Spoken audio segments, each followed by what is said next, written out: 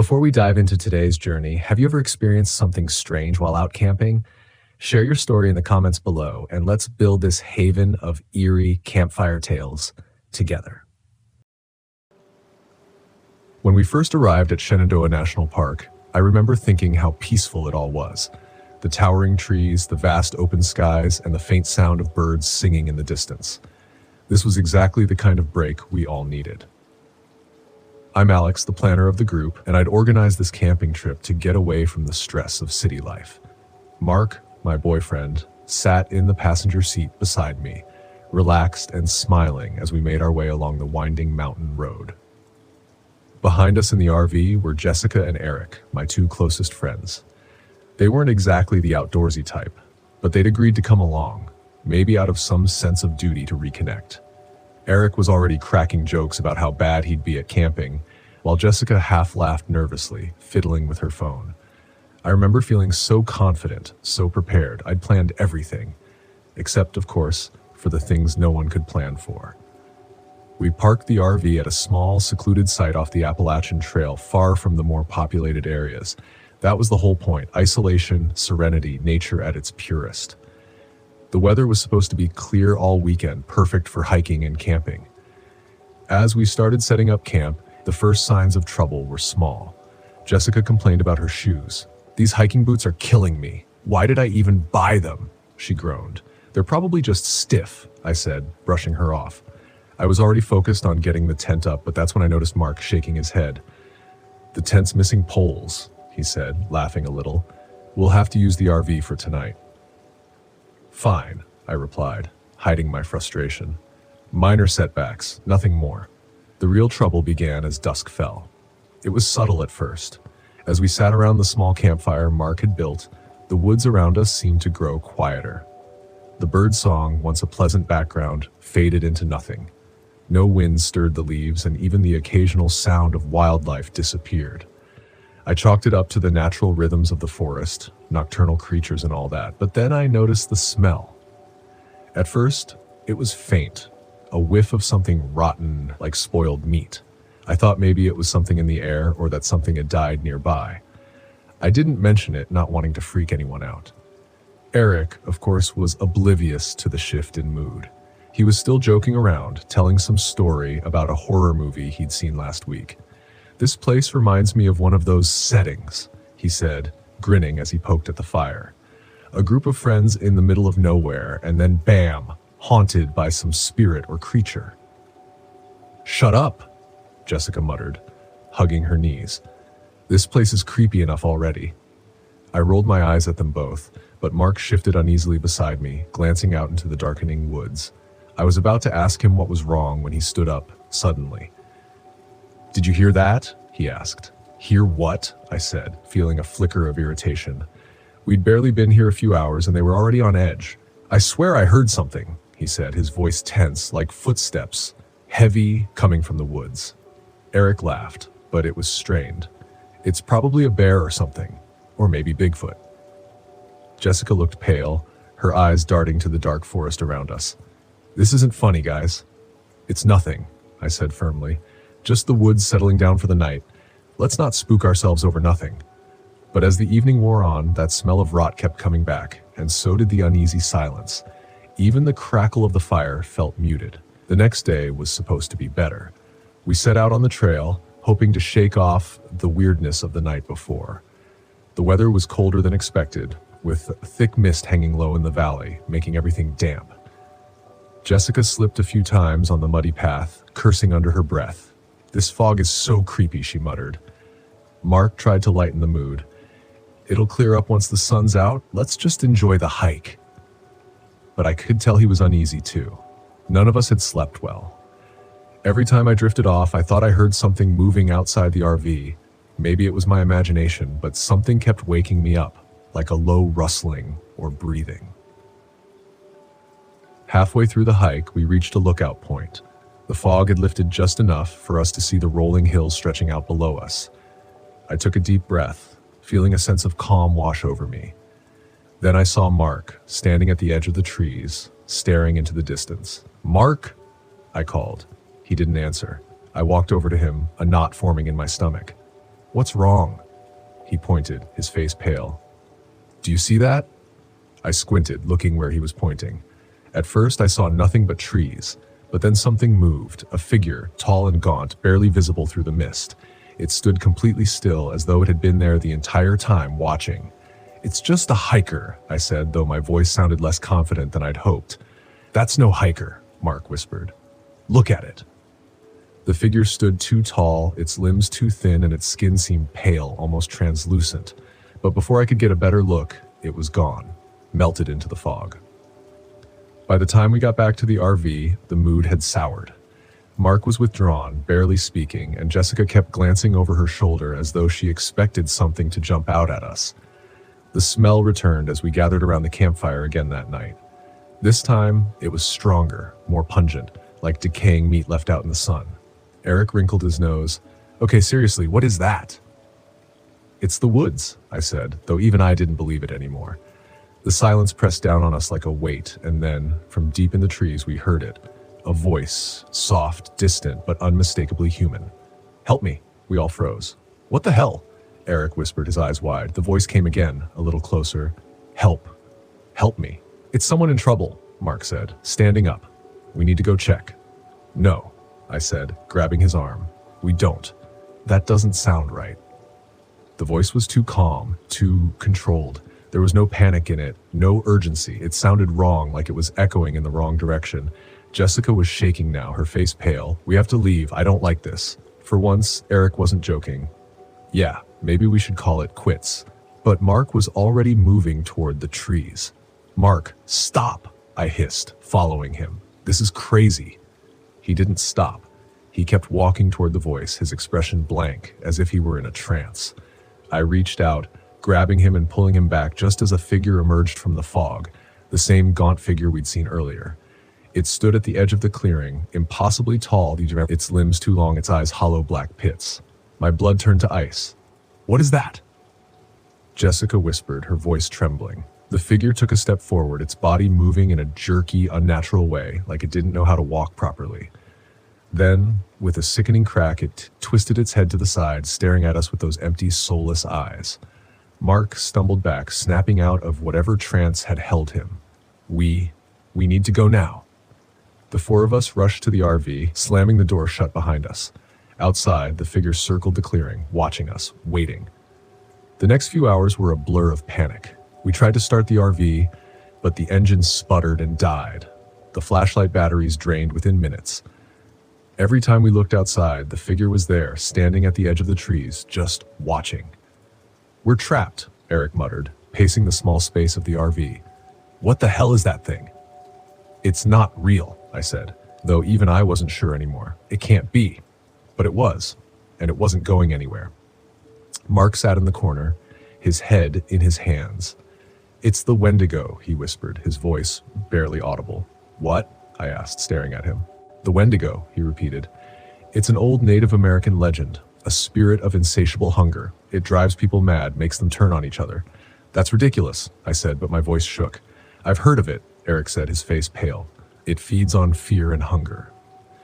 A cold realization washed over me. The constant hunger we'd all been feeling, the strange cravings, the paranoia. Everything had started the moment we'd arrived.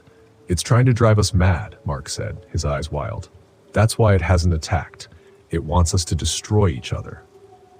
By the time night fell, the Wendigo was closer, standing just outside the RV, its gaunt, twisted face pressed against the window, its fingers tapping softly on the glass, and Jessica couldn't take it anymore.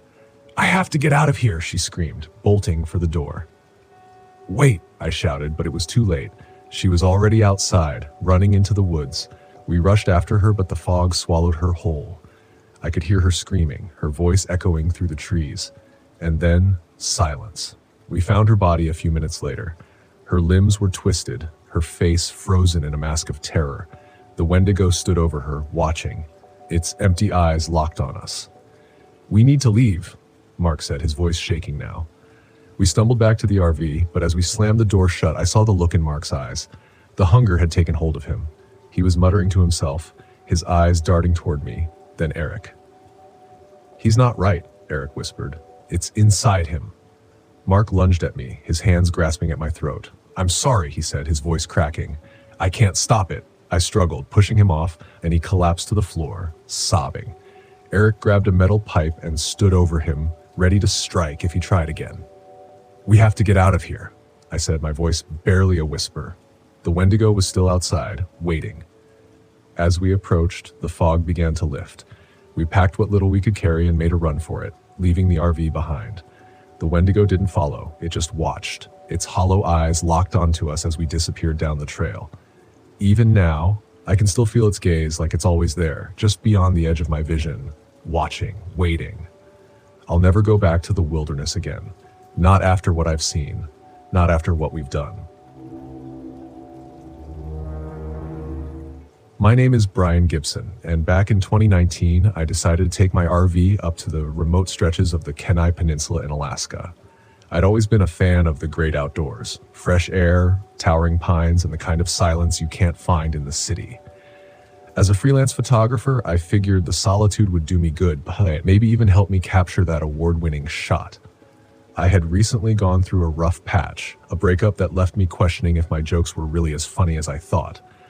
Why did the Scarecrow win an award? Because he was outstanding in his field, I'd quip, only to be met with groans. Maybe my sense of humor needed a new audience. The drive was long but scenic.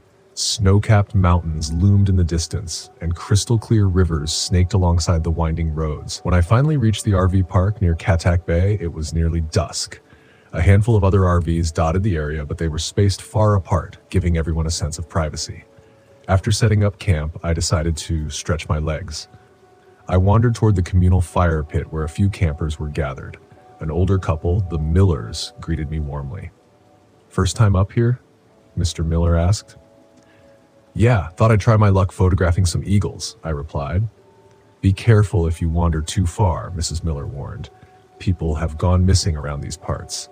I chuckled, thinking it was a local attempt at spooking the newbie. "Thanks for the tip. I'll make sure not to get lost." As the night wore on, we exchanged stories. I even tested out a new pun. "Did you hear about the guy who invented lifesavers? They say he made a mint." This time, I got a few genuine laughs. The next morning, I grabbed my camera and headed into the woods. The forest was dense, but beams of sunlight pierced through the canopy, creating a mosaic of light and shadow on the forest floor. I snapped photos of anything that caught my eye: a squirrel nibbling on a nut, a formation of birds overhead, the intricate patterns of moss on a fallen log. About an hour in, I stumbled upon something that made me pause. A makeshift campsite that looked abandoned. A tent was collapsed and belongings were strewn about. Oddly, a coffee mug half filled with rainwater sat atop the log as if someone had just been there. "Hello?" I called out. No response. I felt a slight unease but brushed it off. Maybe someone left in a hurry due to an emergency. As I turned to leave, I noticed something partially buried under leaves, a small notebook. Curiosity got the better of me, and I picked it up. Flipping through the pages, I realized it was a journal. The last entry read, "I think I'm being followed. Footsteps outside my tent last night. Must be the wind, but it feels off." A chill ran through me, not the metaphorical kind, but an actual cold breeze that seemed out of place on this mild day. I decided it was time to head back. On my way, I couldn't shake the feeling of being watched. Every rustle in the bushes had me on edge. Maybe the trees have eyes, I joked to myself, trying to lighten the mood. Or maybe I've watched too many horror movies. When I returned to the RV park, I noticed that the RV next to mine, a vintage Airstream, had its door wide open. I hadn't seen anyone come or go since I arrived. Approaching cautiously, I called out, "Anyone home?" Silence. Inside, the place was a mess. Dishes were broken on the floor and the cushions were slashed. It didn't look ransacked, it looked frenzied, like someone left in a hurry or didn't leave at all. I backed out and went straight to the park's main office. The manager, a gruff man named Dale, looked up from his magazine as I entered. "Something wrong?" he asked. "Yeah, the RV next to mine looks like it's been trashed. Door was open, nobody's inside." Dale sighed. "That spot's been empty for weeks, shouldn't be anyone there." "Well, someone's been there, and I found an abandoned campsite in the woods." He frowned. "Best to mind your own business. Forest can be unpredictable." "Unpredictable? That's the best you got?" I retorted. He gave me a stern look. People come and go. Not my job to keep track. Frustrated, I left the office. Maybe I was overreacting, but something didn't sit right. I decided to do a little digging. I headed to a local diner, figuring small-town gossip might shed some light. Over a cup of coffee and a slice of pie, I struck up a conversation with the waitress, a friendly woman named Karen. "Has anyone gone missing around here lately?" I asked casually. She hesitated before answering. "Why do you ask?" I told her about the campsite and the RV. She lowered her voice. "There have been rumors. Hikers not returning, campers disappearing. The authorities chalk it up to getting lost, but locals think there's more to it." "Like what?" She glanced around before leaning in. "Some say there's a man living deep in the woods, calls himself the Huntsman. They say he doesn't take kindly to outsiders." I raised an eyebrow. "Sounds like a bad fairy tale. Believe what you want, but I'd be careful if I were you." On my way back to the RV park, I mulled over what she'd said. An isolated area like this could easily harbor a recluse, but a dangerous one? It seemed far-fetched. That evening, as I reviewed the photos on my camera, I noticed something odd. In one of the shots in the background, partially obscured by trees, was a figure. Zooming in, I could make out a man standing still, watching me. He wore tattered clothing, and his face was shadowed by a hood. "Great, Brian, you've got your own personal Bigfoot," I muttered. I decided to report this to the local police. The station was small, manned by a single officer named Peterson. After showing him the photo, he shrugged. "Probably a hunter or another camper. In jeans and a hoodie. Doesn't look like typical hunting gear." He sighed. "Look, we get city folks up here all the time thinking they've seen something wild. Unless there's a crime, there's not much I can do." "People are disappearing," I pressed. "People get lost. It's a big wilderness. Now, if you'll excuse me, I have paperwork to do." Feeling dismissed, I returned to my RV. Night had fallen, and the park was eerily quiet. I locked the doors and double-checked the windows.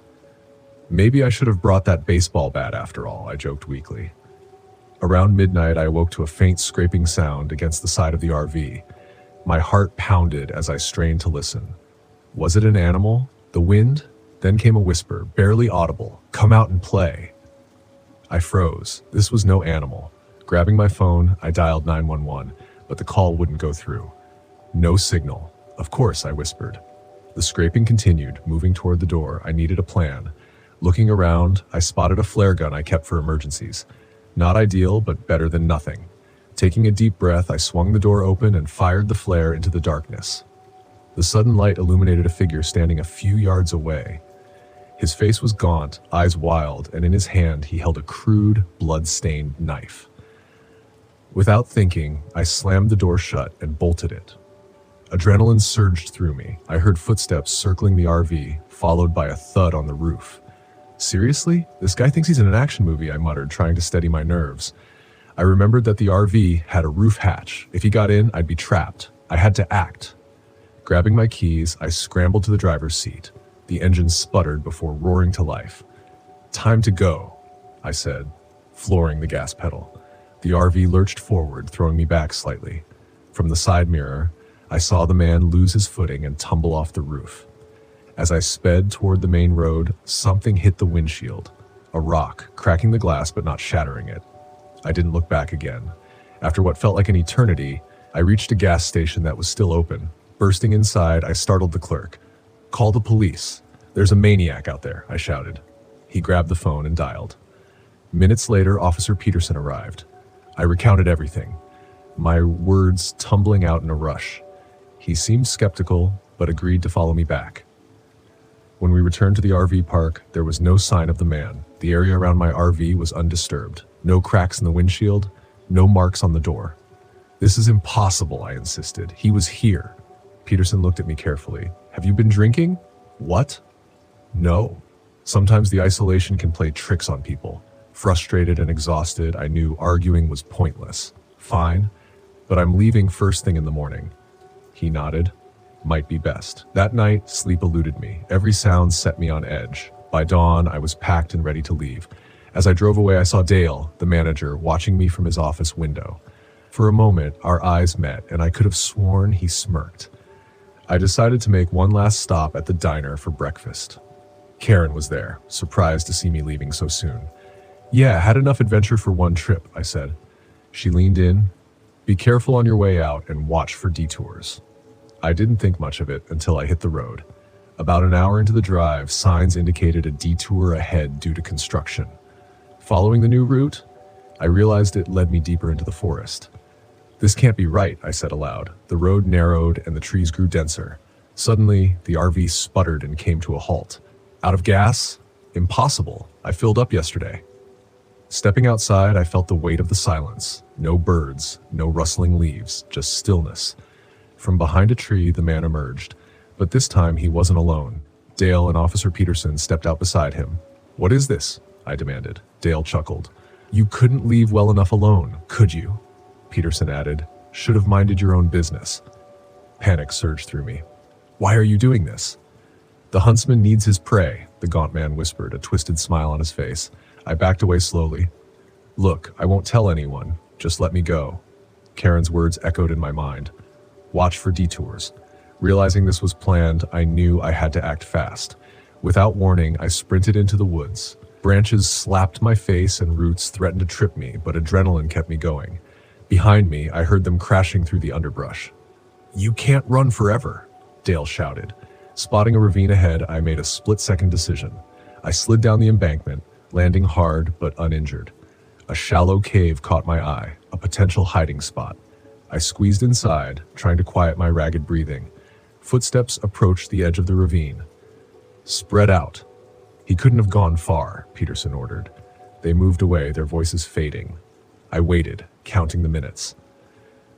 When I was sure they were gone, I emerged cautiously. The forest seemed endless, but I remembered that rivers often lead to towns. Listening carefully, I detected the faint sound of running water. Following it, I eventually reached a riverbank. Upstream, I saw a small bridge, and beyond that, the glint of metal train tracks. Hope surged within me. Staying low, I made my way to the tracks. In the distance, a train whistle blew. I hurried along the rails, waving frantically. The conductor must have seen me because the train began to slow down. As it came to a halt, a worker leaned out. What's going on? Please, I need help. There are people trying to kill me. He gestured for me to climb aboard. Get in. We'll take you to the next station. Relief washed over me as the train pulled away, safe, at least for now. At the station, I contacted the state police. This time, they took me seriously. An investigation was launched. Days later, authorities discovered that Dale, Peterson, and several others were part of a cult that hunted unsuspecting travelers.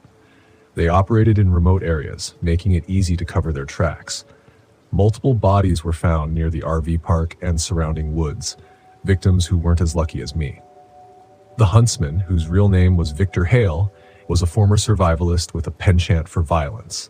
His motivations were rooted in a twisted belief that he was cleansing the world of outsiders. With the ring exposed, arrests were made. The RV park was shut down and the area became the subject of national news. As for me, I returned home grateful to be alive. My brush with death had been too close, too real. I later learned that Karen had tipped off the authorities anonymously, providing crucial information. Her subtle warnings had been her way of helping without drawing attention. In the end, justice was served, and the victims' families got the closure they deserved. My name is Paul Miller, and back in 2015, I decided to take my RV up to Olympic National Park in Washington to escape the constant buzz of city life. As a software engineer glued to screens all day, I figured some fresh air might do me good. Funny thing is, my idea of roughing it usually involves weak Wi-Fi signals, so this was a big step for me. I arrived at the park on a Friday afternoon, the towering evergreens and misty air greeting me like an old friend I'd never met. I found a secluded spot near a small creek, perfect for pretending I knew anything about fishing. After setting up camp, which took longer than I'd like to admit, I settled into a folding chair with a cold beer. The sounds of nature were a symphony compared to the car horns and sirens back home. As dusk approached, I started a campfire and roasted some hot dogs.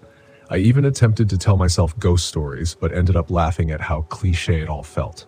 Look at me, living off the land, I chuckled, ignoring the fully stocked RV behind me. Just as the stars began to peek through the canopy, I heard rustling in the bushes.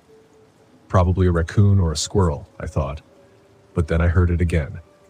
Footsteps, deliberate and heavy. "Who's there?" I called out, trying to sound more confident than I felt. Silence. Shrugging it off, I went back to my fire, poking at the embers. A snapping twig made me jump. "If that's you, Yogi Bear, I'm fresh out of picnic baskets," I joked nervously. Still no response. Deciding to turn in for the night, I extinguished the fire and locked up the RV. Climbing into bed, I told myself I was being ridiculous. This is what I came here for. Peace, quiet, and maybe a little solitude-induced paranoia.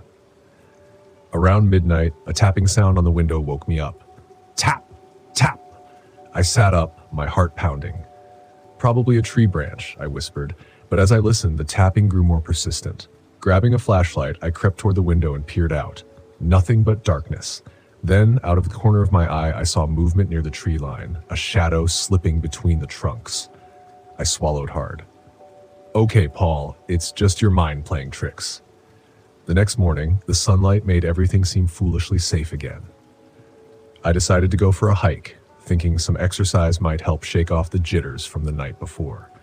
I packed a small backpack with snacks and water, leaving my phone behind since there was no signal anyway.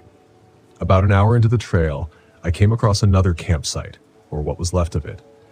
The tent was shredded, and belongings were scattered haphazardly. Clothes, a backpack, even a pair of hiking boots lay strewn about. "Hello?" I called out. No answer. I approached cautiously, noticing dark stains on some of the torn fabric. My stomach tightened. This wasn't normal. "Maybe it's a prank," I muttered, hoping to convince myself. A low chuckle sounded from behind me. I spun around to see a man standing a few yards away. He was tall and lanky, with unkempt hair and clothes that looked like they'd been worn for weeks. His eyes had a wild glint to them. "Did you do this?" I asked, my voice wavering. He tilted his head, a crooked smile spreading across his face. "Just cleaning up the neighborhood," he replied. "Look, if this is your idea of a joke, it's not funny," I said, taking a step back. He pulled out a hunting knife, the blade catching the sunlight. "Who said anything about joking?" Without thinking, I turned and ran. Adrenaline surged through me as I dashed back toward my campsite. Behind me, I could hear his footsteps, fast and unyielding. "Come on, man, let's talk about this," I shouted over my shoulder, though I doubted reasoning was an option. I veered off the path, dodging trees and jumping over roots. My lungs burned and my legs felt like they might give out, but I couldn't stop, not if I wanted to live. Bursting through a thicket, I spotted a ranger station up ahead. Relief flooded over me. "Help! Someone help!" I yelled. I stumbled up the steps and pounded on the door. No response. I tried the handle. It was locked. "You've got to be kidding me." A quick glance back showed the man closing in, his knife glinting menacingly. Desperate, I grabbed a large rock and smashed the window of the station door, reaching in to unlock it. I dove inside and slammed the door shut, pushing a heavy desk in front of it. My pursuer reached the door and began pounding on it, the wood creaking under the force. Frantically, I searched the room for anything useful. On the wall hung a map, a radio, and a rifle mounted above the desk. "Thank you, Second Amendment," I breathed. I pulled the rifle down and checked the chamber. Loaded. The door started to splinter. The man's manic laughter echoed through the small space. "Last chance to walk away," I shouted, aiming the rifle at the door. He didn't reply. The door gave way and he lunged into the room. I fired instinctively. The shot hit him in the shoulder, causing him to stagger back. He looked at the wound and then back at me, his smile never fading. "That wasn't very neighborly," he sneered. "Stay back," I warned, cocking the rifle again. He rushed forward. I fired a second shot, this time hitting him in the leg. He collapsed to the floor but continued to crawl toward me, dragging the knife along the wooden boards. "Why won't you stop?" I yelled, panic rising. He chuckled. "Because this is the most fun I've had in years."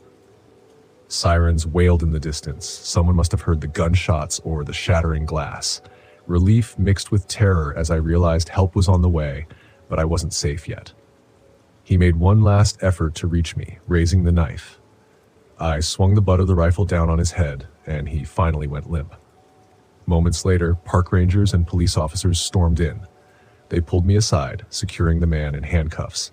"Are you hurt?" one of the officers asked. "Just shaken," I replied, adrenaline still coursing through me. They took my statement while medics tended to the man, who was surprisingly still alive. "Do you know who he is?" I asked one of the rangers. He exchanged a look with the officer. "Name's Arthur Slade. Used to be a biology professor before he went off the grid. Rumor has it he lost his mind after a research project went wrong." "Great, I always knew academia was dangerous," I said, attempting a weak smile. They searched his makeshift campsite and found belongings from several missing hikers. It seemed I'd stumbled upon a serial killer's playground. As they led him away, he glanced back at me, that eerie smile still plastered on his face. "See you around, neighbor," he called out. "Let's hope not," I muttered. The authorities escorted me back to my RV, which was thankfully untouched. "We recommend you stay somewhere else for the night," and the officer advised. "Yeah, I was thinking the same thing," I agreed.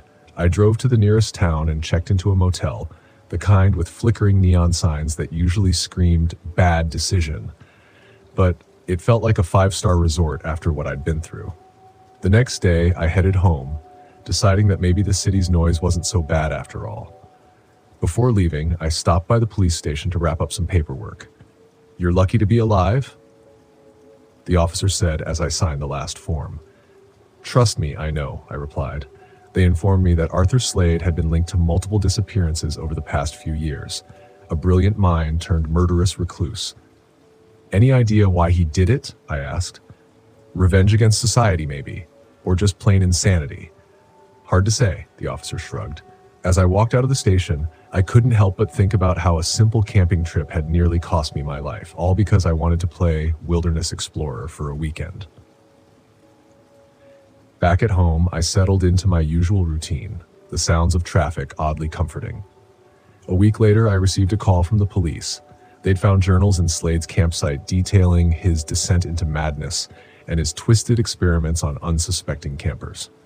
At least now, with him behind bars, the park would be a bit safer. I came to Allegan National Forest, clear my head, to shut out the noise and rebuild myself. I'd had it all planned, a long weekend of solitude in the Pennsylvania wilderness, alone with my thoughts and maybe enough bourbon to forget the mistakes I'd made back home, the kind of reset a guy sometimes needs after losing everything. Setting up camp went smoothly enough. My RV was nestled in a secluded pocket deep within the trees, and by sunset I was settling in, trying to forget that it had only been a week since my divorce was finalized. If anyone had asked, I was here to embrace the solitude, to challenge myself. But if I'm honest, I came to avoid feeling like I'd been left behind. The forest around me was quiet, almost too quiet. No hum of civilization, no faint rumbles of cars, just an unsettling silence broken only by the occasional bird call or the rustling of branches. But I told myself that's what I wanted, peace. On the first day, I spent hours hiking through the old-growth trails, letting the stillness absorb my thoughts. I met only one person, a guy named Randy, who I ran into as I turned a corner on a narrow trail. He looked about my age, tall with a scruffy beard and a wide grin that said he was more than happy to have company. "Not many folks come out this far," he said, giving me a nod. "A guy like you coming out here solo, just getting away from things?" I shrugged, not interested in diving into my personal life, but Randy's gaze stayed fixed on me, curious. "Well," he continued, "just be careful around these parts. Ever heard of the Hollow Men?" "The what?" I asked, laughing. This guy was clearly setting me up for some campfire story. "Spirits of miners," Randy explained, looking serious. "Died in a cave-in here back in the 1800s. They say they linger in these woods, hollow shells trying to lure folks to their doom. Even some of the locals won't come out here alone." He must have seen my skeptical look because he chuckled, adding, "Laugh all you want, man. Just don't go answering voices out there, all right?" I waved him off with a smirk, but his words stuck with me as I continued down the trail. The silence of the forest, once comforting, now felt watchful, like something was waiting just beyond the trees. That night, I sat by my RV staring up at the stars that looked almost unnatural in their brightness against the dark, empty sky. I poured myself a drink, willing myself to shake off Randy's ghost stories and just focus on the calm, on the stillness of the place. But the peace didn't come.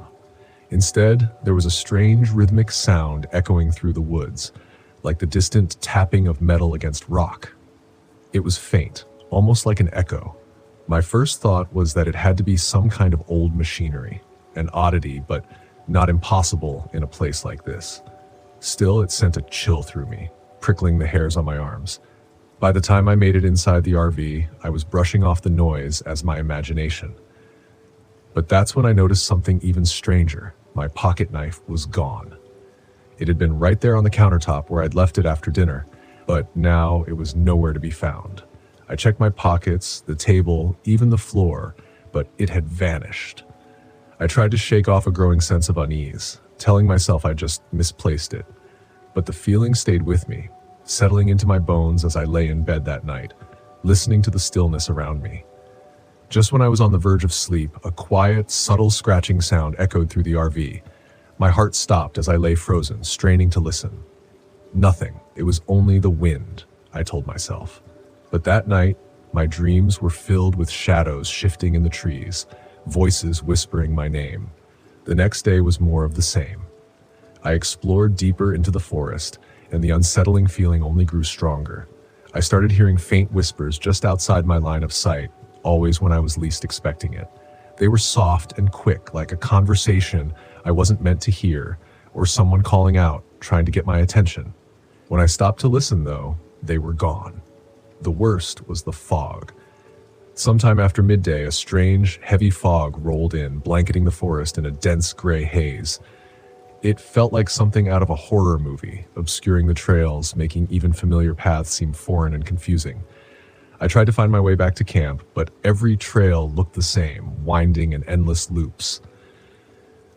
By the time I finally stumbled into my campsite, I felt more disoriented than ever, as if I'd somehow crossed a boundary into a different world. That night, I heard it again. The rhythmic banging, louder this time, like the echoes of old mining tools. I sat in the RV clutching a flashlight, the noise reverberating through my mind until I couldn't stand it anymore. I had to know what was making that sound. The forest was alive in a way I'd never experienced before, each shadow, each twist of a branch seeming to watch me, follow me. The sound led me deeper into the woods, my flashlight beam barely cutting through the thick fog that seemed to grow denser with every step. And then I saw them. Figures, barely visible through the haze. They were human shapes, no doubt about it, but hollow, like shadows cast against a wall. They moved in slow, shuffling steps. As I got closer, I realized they weren't walking, they were mining. Hands held picks that struck the ground rhythmically, echoing through the trees. "Hey!" I called out before I could think twice. Every head snapped up at once, a dozen hollow eyes turning toward me, empty and lifeless. My breath caught in my throat as I realized these weren't people. They weren't anything close to people. I stumbled backward, heart racing. The figures closed in as I turned to run. I heard a voice calling my name. Logan. Logan.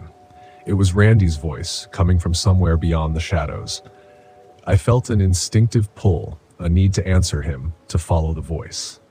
But I couldn't shake the memory of his warning. Don't go answering voices out there. I kept running, the voice following me, calling, pleading, until I was back at the RV. I slammed the door behind me, locking it, my breath coming in gasps as I stared out into the darkness. The hollow men lingered at the edge of the clearing, their eyes fixed on me, watching, waiting. I sat in the RV, every nerve on edge, wondering if they'd try to get inside. The silence was suffocating, broken only by the soft scrape of fingers or claws against the outside walls. Taking a deep breath, I forced myself to stop, to not resist, to not fight. I closed my eyes, hoping the hollow men would lose interest. Minutes ticked by, agonizingly slow. Gradually, the sounds faded until finally, there was silence. I opened my eyes. The figures were gone. I started the RV and floored it, heart pounding as I sped away. I didn't stop until I reached a gas station outside Allegan, hands still shaking. I wasn't sure what I'd seen, but I knew one thing for certain: I wasn't going back. It had been 3 months since the divorce was finalized, and I was still trying to wrap my head around it. The life I had imagined, the woman I thought I would grow old with. it was all gone. That's why I decided to take the RV out to Mount Hood National Forest for a long weekend. I needed to get away from everything. No people, no reminders, just me and nature. My therapist said it would be good for me to clear my head and reconnect with something that didn't remind me of failure. Honestly, I didn't know if it would work, but I had to try something. If I stayed home, I would have just drowned myself in the silence of my empty apartment. This trip, I told myself, would be different. I could handle the quiet out here. I arrived in the late afternoon, pulling the RV into a spot near Timothy Lake. It was a beautiful area. Tall Douglas firs surrounded the lake like silent sentinels, the water reflecting the sky like a mirror. There were no other campers nearby, which was exactly what I wanted. Solitude. I parked, shut off the engine, and took a deep breath. The air was cool, crisp, with that faint scent of pine needles. Perfect. For a moment, I thought I could finally breathe again. After setting up a small campfire, I sat back in my foldable chair, staring at the fading light over the mountains. The only sound was the crackle of the fire and the occasional rustle of leaves in the breeze. Peace. That's what I needed. But as the sun dipped lower, the quiet became overwhelming. There was no wind now, no rustling, no animal sounds, just me, sitting in a bubble of silence. I checked my watch. It was just after 6 p.m. That's when I noticed it. It was too quiet. The forest around me, which should have been alive with the sounds of birds and insects, was dead silent. At first I figured it was just a lull, but as the minutes dragged on, the silence pressed down on me like a weight. I could hear the blood pumping in my ears, the soft crunch of every movement I made in my chair. It was like the whole forest was holding its breath. I shrugged it off.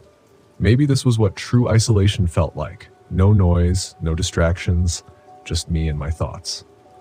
But then, out of the corner of my eye, I saw movement between the trees. It was subtle, a shadow slipping between the trunks, just far enough away that I couldn't get a good look. I froze, squinting into the woods. The firelight flickered, casting long shadows that played tricks on my mind. I scanned the tree line, waiting for the shadow to return, but saw nothing. The trees stood still, their branches unmoving in the dead air. "Must be a deer," I muttered, forcing myself to relax. The wind picked up briefly, rustling the leaves. I sighed, relieved to hear some kind of noise again. I grabbed a few more logs and threw them onto the fire. The crackling wood was comforting, a reminder that I wasn't completely alone. I told myself I was just on edge from being out here, alone, with too much time to think. After eating a quick meal, I decided to call it an early night. The silence was getting under my skin, so I climbed into the RV, locked the door behind me, and settled into the small bed in the back. My phone had no signal, of course, but I wasn't planning on talking to anyone anyway. I lay there, staring at the ceiling, trying to let my mind go blank, but the silence didn't let me rest. The RV was soundproofed, but even then I felt like something was missing. No crickets, no owls, nothing, just the absence of sound. I felt trapped inside my own head. Every little shift of the mattress or rustle of my blanket amplified in the quiet. Eventually, I drifted off. Sometime in the middle of the night, I woke up with a start. I wasn't sure why at first. There hadn't been any loud noises or nightmares, just silence, but something was wrong. My skin prickled with unease. I sat up, rubbing my eyes, and glanced around the RV. The windows were fogged up and the air felt heavier, somehow oppressive. I heard something outside. No, that wasn't right. I heard nothing outside. I swung my legs out of bed and stood, listening closely. It was the strangest sensation, like my own breathing was distant, muffled, as though I wasn't entirely in my own body. I moved toward the window and wiped away some of the condensation with my sleeve, peering into the blackness beyond the RV. For a long time, I saw nothing, just trees and shadows, and then movement. This time, I was sure. A figure stood at the edge of the clearing, just barely visible in the moonlight, tall, unnaturally still, like it was waiting for something. My heart leapt into my throat as I strained to see more clearly. It didn't move, just stood there, watching. "Hello?" I called, my voice shaky. The figure didn't respond. I backed away from the window, heart pounding, my mind racing. Was it another camper? Some kind of ranger? No, there was no way anyone would be out here this late without a sound. I checked the door. It was still locked. Good. But I felt exposed, vulnerable, knowing that whatever was out there was watching me. I grabbed the flashlight and shined it out the window, sweeping the beam across the clearing. The figure was gone, just like that, vanished, as if it had never been there. The next morning, the forest was still eerily quiet. No birds, no animals, just the constant oppressive silence. I tried to shake off the unease from the night before, but it clung to me like a wet blanket. I told myself I was just paranoid, that the solitude was messing with my head. But something about the way the air felt today, something was off. I decided to take a short hike to clear my mind, hoping that getting out of the RV would make me feel better. But as I ventured down the trail, that feeling of being watched grew stronger. Every few minutes I'd glance over my shoulder, expecting to see someone or something behind me, but the trail was empty. That's when I saw it again. A figure, this time in the distance, standing between the trees just off the trail. It was the same one from last night, tall, gaunt, and still. My heart hammered in my chest as I squinted, trying to make out more details. But before I could move, it slipped behind the trees and disappeared. I ran toward the spot where I'd seen it, my boots pounding against the damp earth. When I reached the trees, there was nothing. No footprints, no broken branches, nothing to show that anyone had been there at all. I stood there, catching my breath, feeling the silence pressing down on me like a vice. That's when I noticed something strange.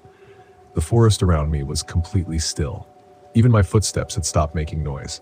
I stopped my boot on the ground, but I heard nothing, not even the crunch of leaves beneath my feet.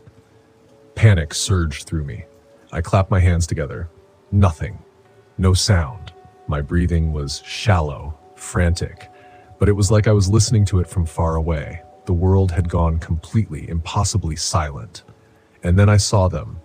Not just one figure, but several, moving between the trees. Their bodies blended with the shadows. They were everywhere, circling me in complete silence. My heart raced, but I couldn't hear it. I couldn't hear anything. I ran. I didn't know where I was going, just that I needed to get away. My legs felt heavy, every step muted, like I was running underwater. The forest shifted around me, the trail disappearing into the thick fog that had rolled in, disorienting me further. Somehow, I made it back to the RV. I slammed the door shut, locking it, my breath coming in ragged gasps, but still no sound. I grabbed my phone, hoping to call for help, but it was useless. The screen flickered, the GPS spinning in circles. I was trapped. For the next few hours, I stayed inside the RV, pacing back and forth, trying to calm myself down, but the silence never lifted. I couldn't even hear my own thoughts anymore, just the crushing weight of nothingness. And then, as the light began to fade, I saw them again, the silent ones.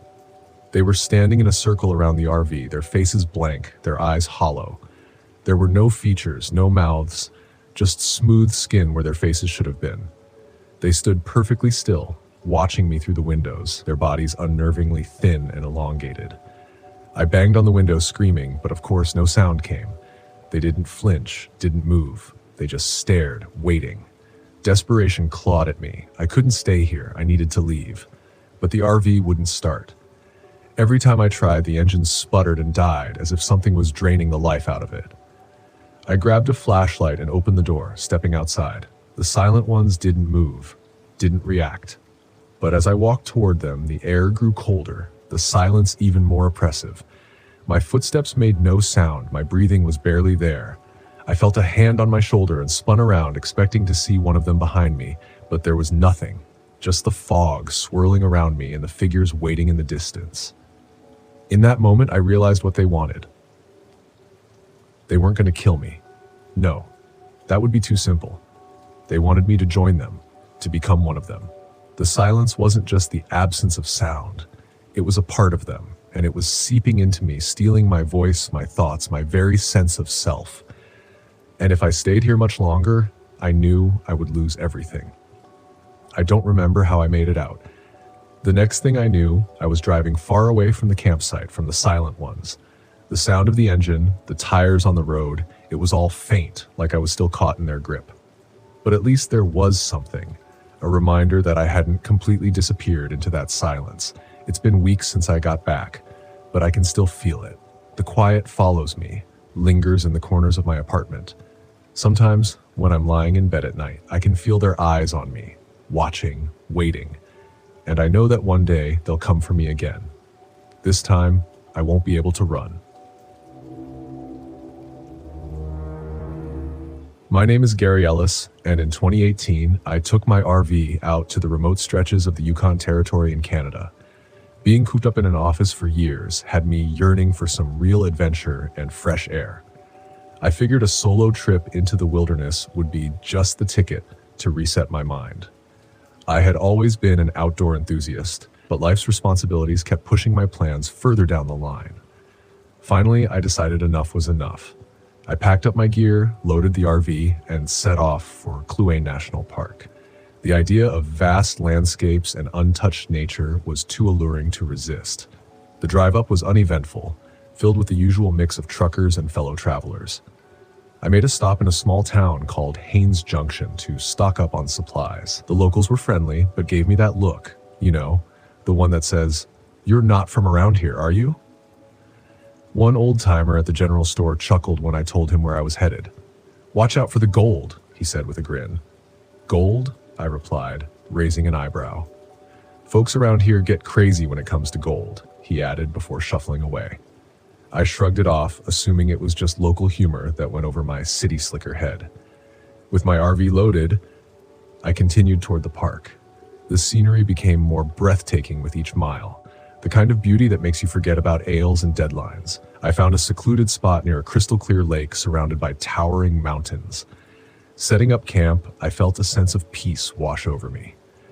I spent the day hiking and snapping photos, marveling at how untouched everything felt. That evening, I built a small fire and settled in with a book. The silence was profound, only broken by the occasional rustling of leaves or distant animal calls. As night fell, the temperature dropped significantly. I retreated into the RV, thankful for the small heater I had installed. Just as I was about to drift off, I heard a faint noise outside, like metal clinking. Probably just settling sounds, I told myself. But then it happened again, louder this time. Curiosity got the better of me. I grabbed a flashlight and stepped outside. The cold air hit me instantly, and I could see my breath forming small clouds.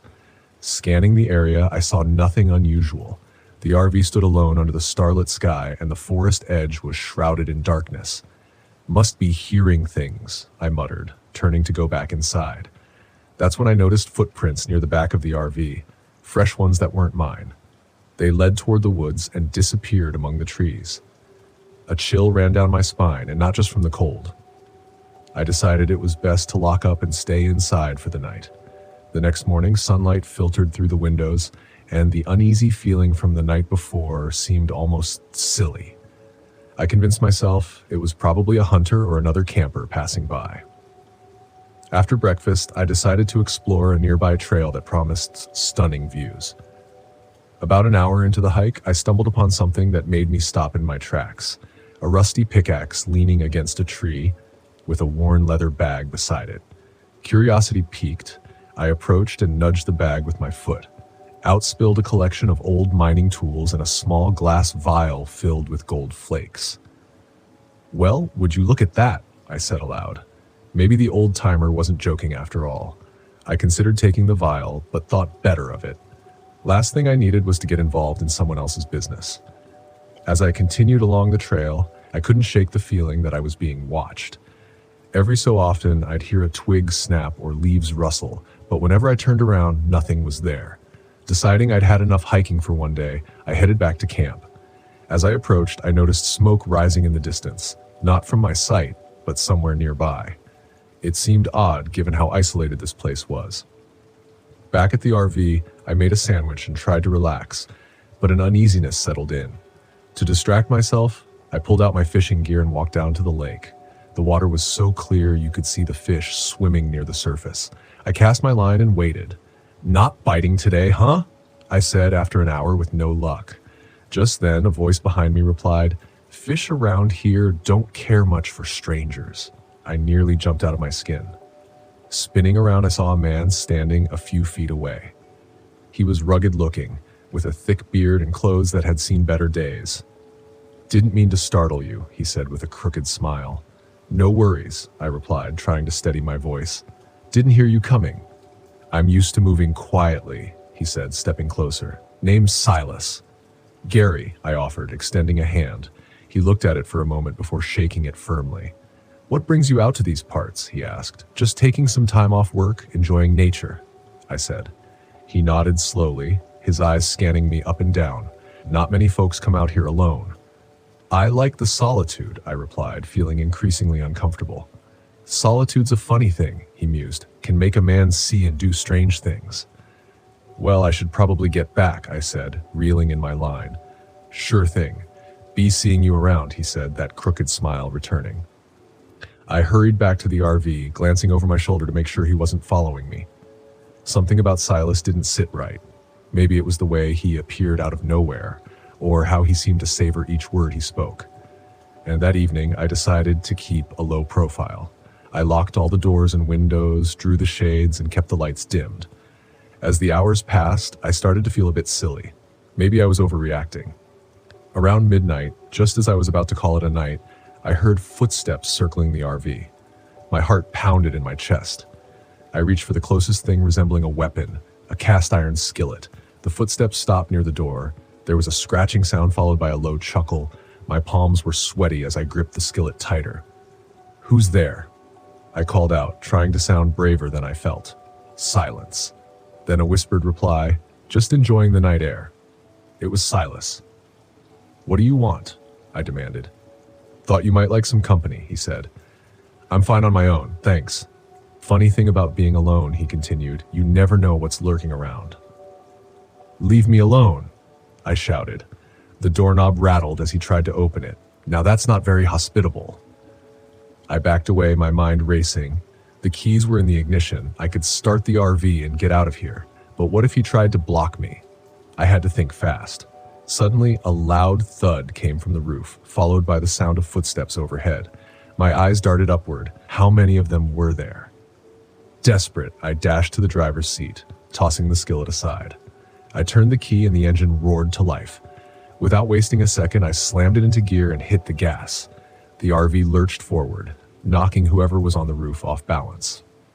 In the rearview mirror, I saw Silas stumbling to his feet, a look of rage contorting his face.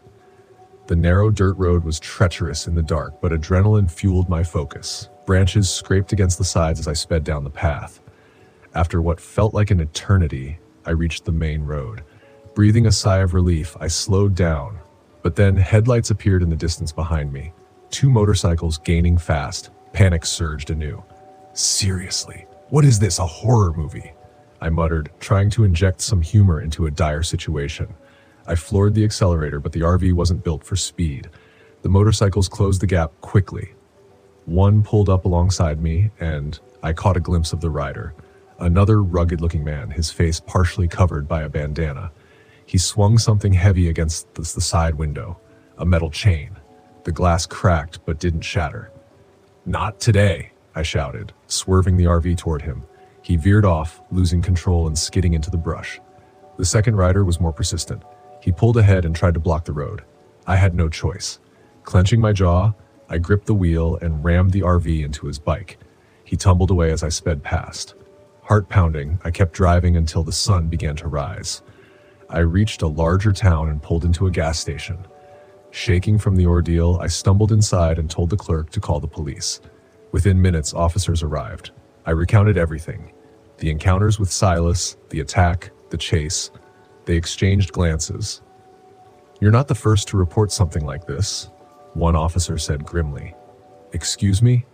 There's a group operating in these parts, he continued. Illegal miners, protecting their claims. They've been known to intimidate, or worse. Illegal miners? Like gold miners? I asked, recalling the old-timer's warning. Exactly. They don't take kindly to outsiders stumbling upon their operations, he said. They took my statement and assured me they'd investigate. Exhausted, I decided to find a motel and get some rest. Later that day, curiosity got the better of me. Using my laptop, I dived into local news and forums. Stories surfaced about missing hikers, unexplained disappearances, and rumors of a shadowy group guarding hidden mines. One article mentioned a man named Silas Harper, a former geologist turned illegal miner, suspected in multiple disappearances but never charged due to lack of evidence. Great, I had a run-in with a psycho prospector, I muttered. I informed the police about what I found, hoping it would help their investigation. A few days later, I prepared to head home. As I was fueling up, I overheard two men talking. Another camper went missing up near Kluon, one said.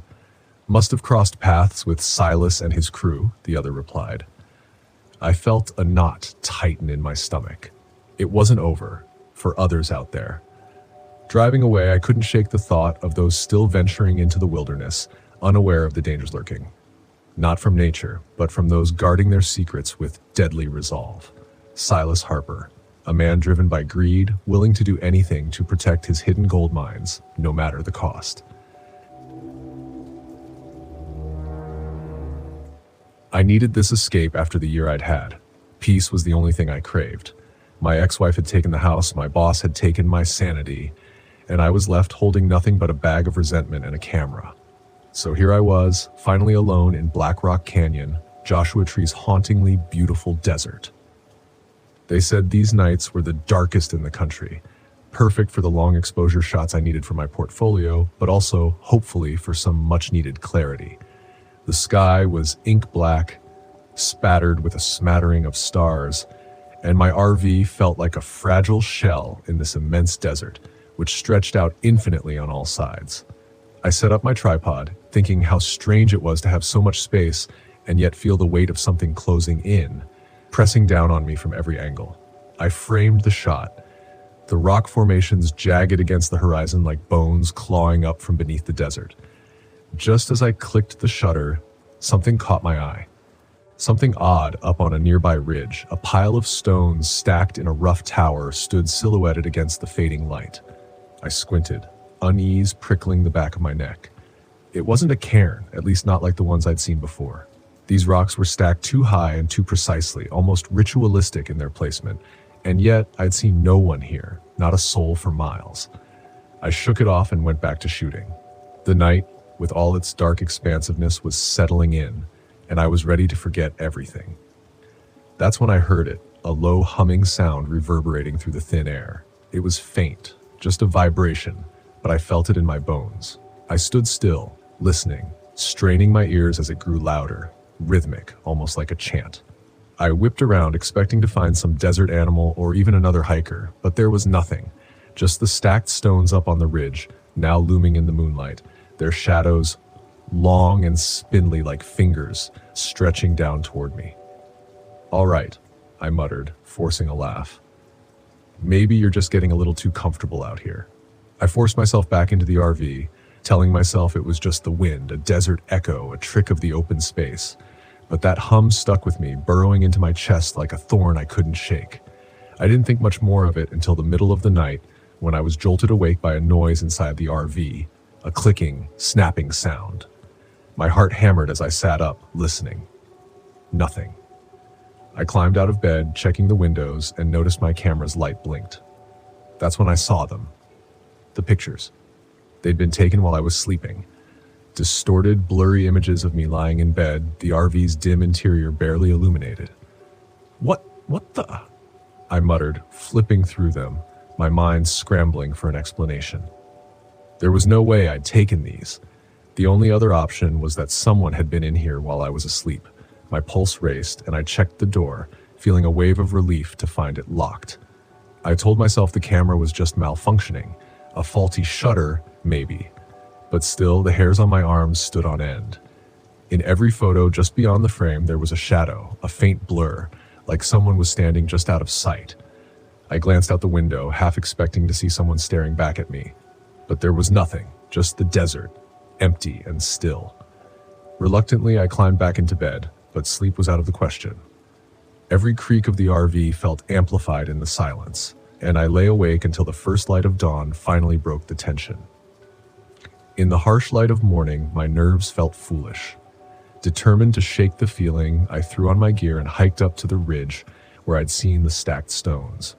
The desert had that strange, quiet hum again, as if it were alive and breathing. The closer I got, the more stones I saw. They were everywhere, scattered across the sand, piled high, some forming a rough circle. At the center, I found something I hadn't expected, a rusted metal plaque, half buried in the dirt, worn down but legible. I brushed the sand off, reading the words aloud, feeling the weight of each one. "Do not disturb the desert's watchful ones." I swallowed, feeling an odd chill run through me. I'd read enough stories, heard enough lore, to know that some things were better left alone. I made my way back to the RV, but that feeling of being watched clung to me. I was only a few feet from the door when I saw it. Someone standing at the edge of the rocks, staring down at me. My heart skipped. I called out, "Hello?" But there was no answer. They just stood there, perfectly still, a tall figure with shadowed features. I blinked, and they were gone. That night, I set up my camera again, trying to capture the stars, hoping to drown out the unease and work. But as the hours passed, the desert seemed to close in around me, and the silence grew almost deafening. Around midnight, the humming started again, that same low drone, a chant. I shut my eyes, telling myself it was a desert sound, a trick of the wind. But when I opened my eyes, something shifted at the edge of my vision. There it was again, that shadowy figure. This time closer, standing just beyond the reach of my headlights. Its features were obscured but unmistakably human. I couldn't see its face, but I felt its eyes on me, cold and unblinking. "Who are you?" I shouted. But it said nothing. It just stood there, silent, watching. I felt the chill seep into my bones as the figure slowly lifted a hand, pointing toward the ridge and the circle of stones. My mind screamed at me to stay in the RV, to lock the doors and wait for morning. But something inside me pushed back, a bitter voice whispering that I was here to face my demons, even if they were made of nothing more than shadow and sand. I stepped out of the RV, heart pounding, and aimed my flashlight toward the figure. But the light revealed nothing. The figure was gone. My camera, though. My camera kept snapping on its own, capturing photo after photo. I checked the screen, flipping through them with growing horror. The pictures showed me standing in front of the RV. But behind me, there was someone, a figure standing in the shadows, grinning. Its face half-formed, almost human but twisted, as if made from sand and shadows. I stumbled back, fighting the instinct to run, and nearly tripped over the piled stones near the ridge. My breath was ragged, and I felt something cold against my neck, a whisper, low and distorted, echoing in the emptiness. "Ethan," it hissed. I snapped. I hurled my camera toward the stones, smashing it on the rocks, hearing it shatter into pieces. I don't know why I did it, but something told me that's what it wanted. That whatever this thing was, it had fed off my memories, my photos, my presence. The desert was silent again. I felt it let go of me, the weight easing, and I staggered back to the RV, trembling, feeling a strange sense of loss and relief. I drove all night, the desert a blur of shadows in my rearview mirror, refusing to look back. But as dawn broke, I felt a strange calm settle over me, a peace I hadn't felt in years. I didn't know what I'd seen, but I knew it was gone, left behind with the shattered pieces of my camera and whatever had haunted me for so long. Weeks later, I found a package in the mail. No return address, no note, just a simple envelope. Inside was a single photo. It was one of my last shots from Black Rock Canyon, a photo of me asleep in the RV, peaceful, unaware. But in the corner of the image, a shadow hovered over me, its hand reaching out as if trying to pull something out of me. And there, scrawled across the back of the photo, were 5 chilling words. "You will come back someday." My name is Jonathan Martin, and back in 2018, I took my RV out to the vast stretches of the Badlands National Park in South Dakota. Being a freelance photographer with a penchant for landscapes, I thought a solo trip would do me good.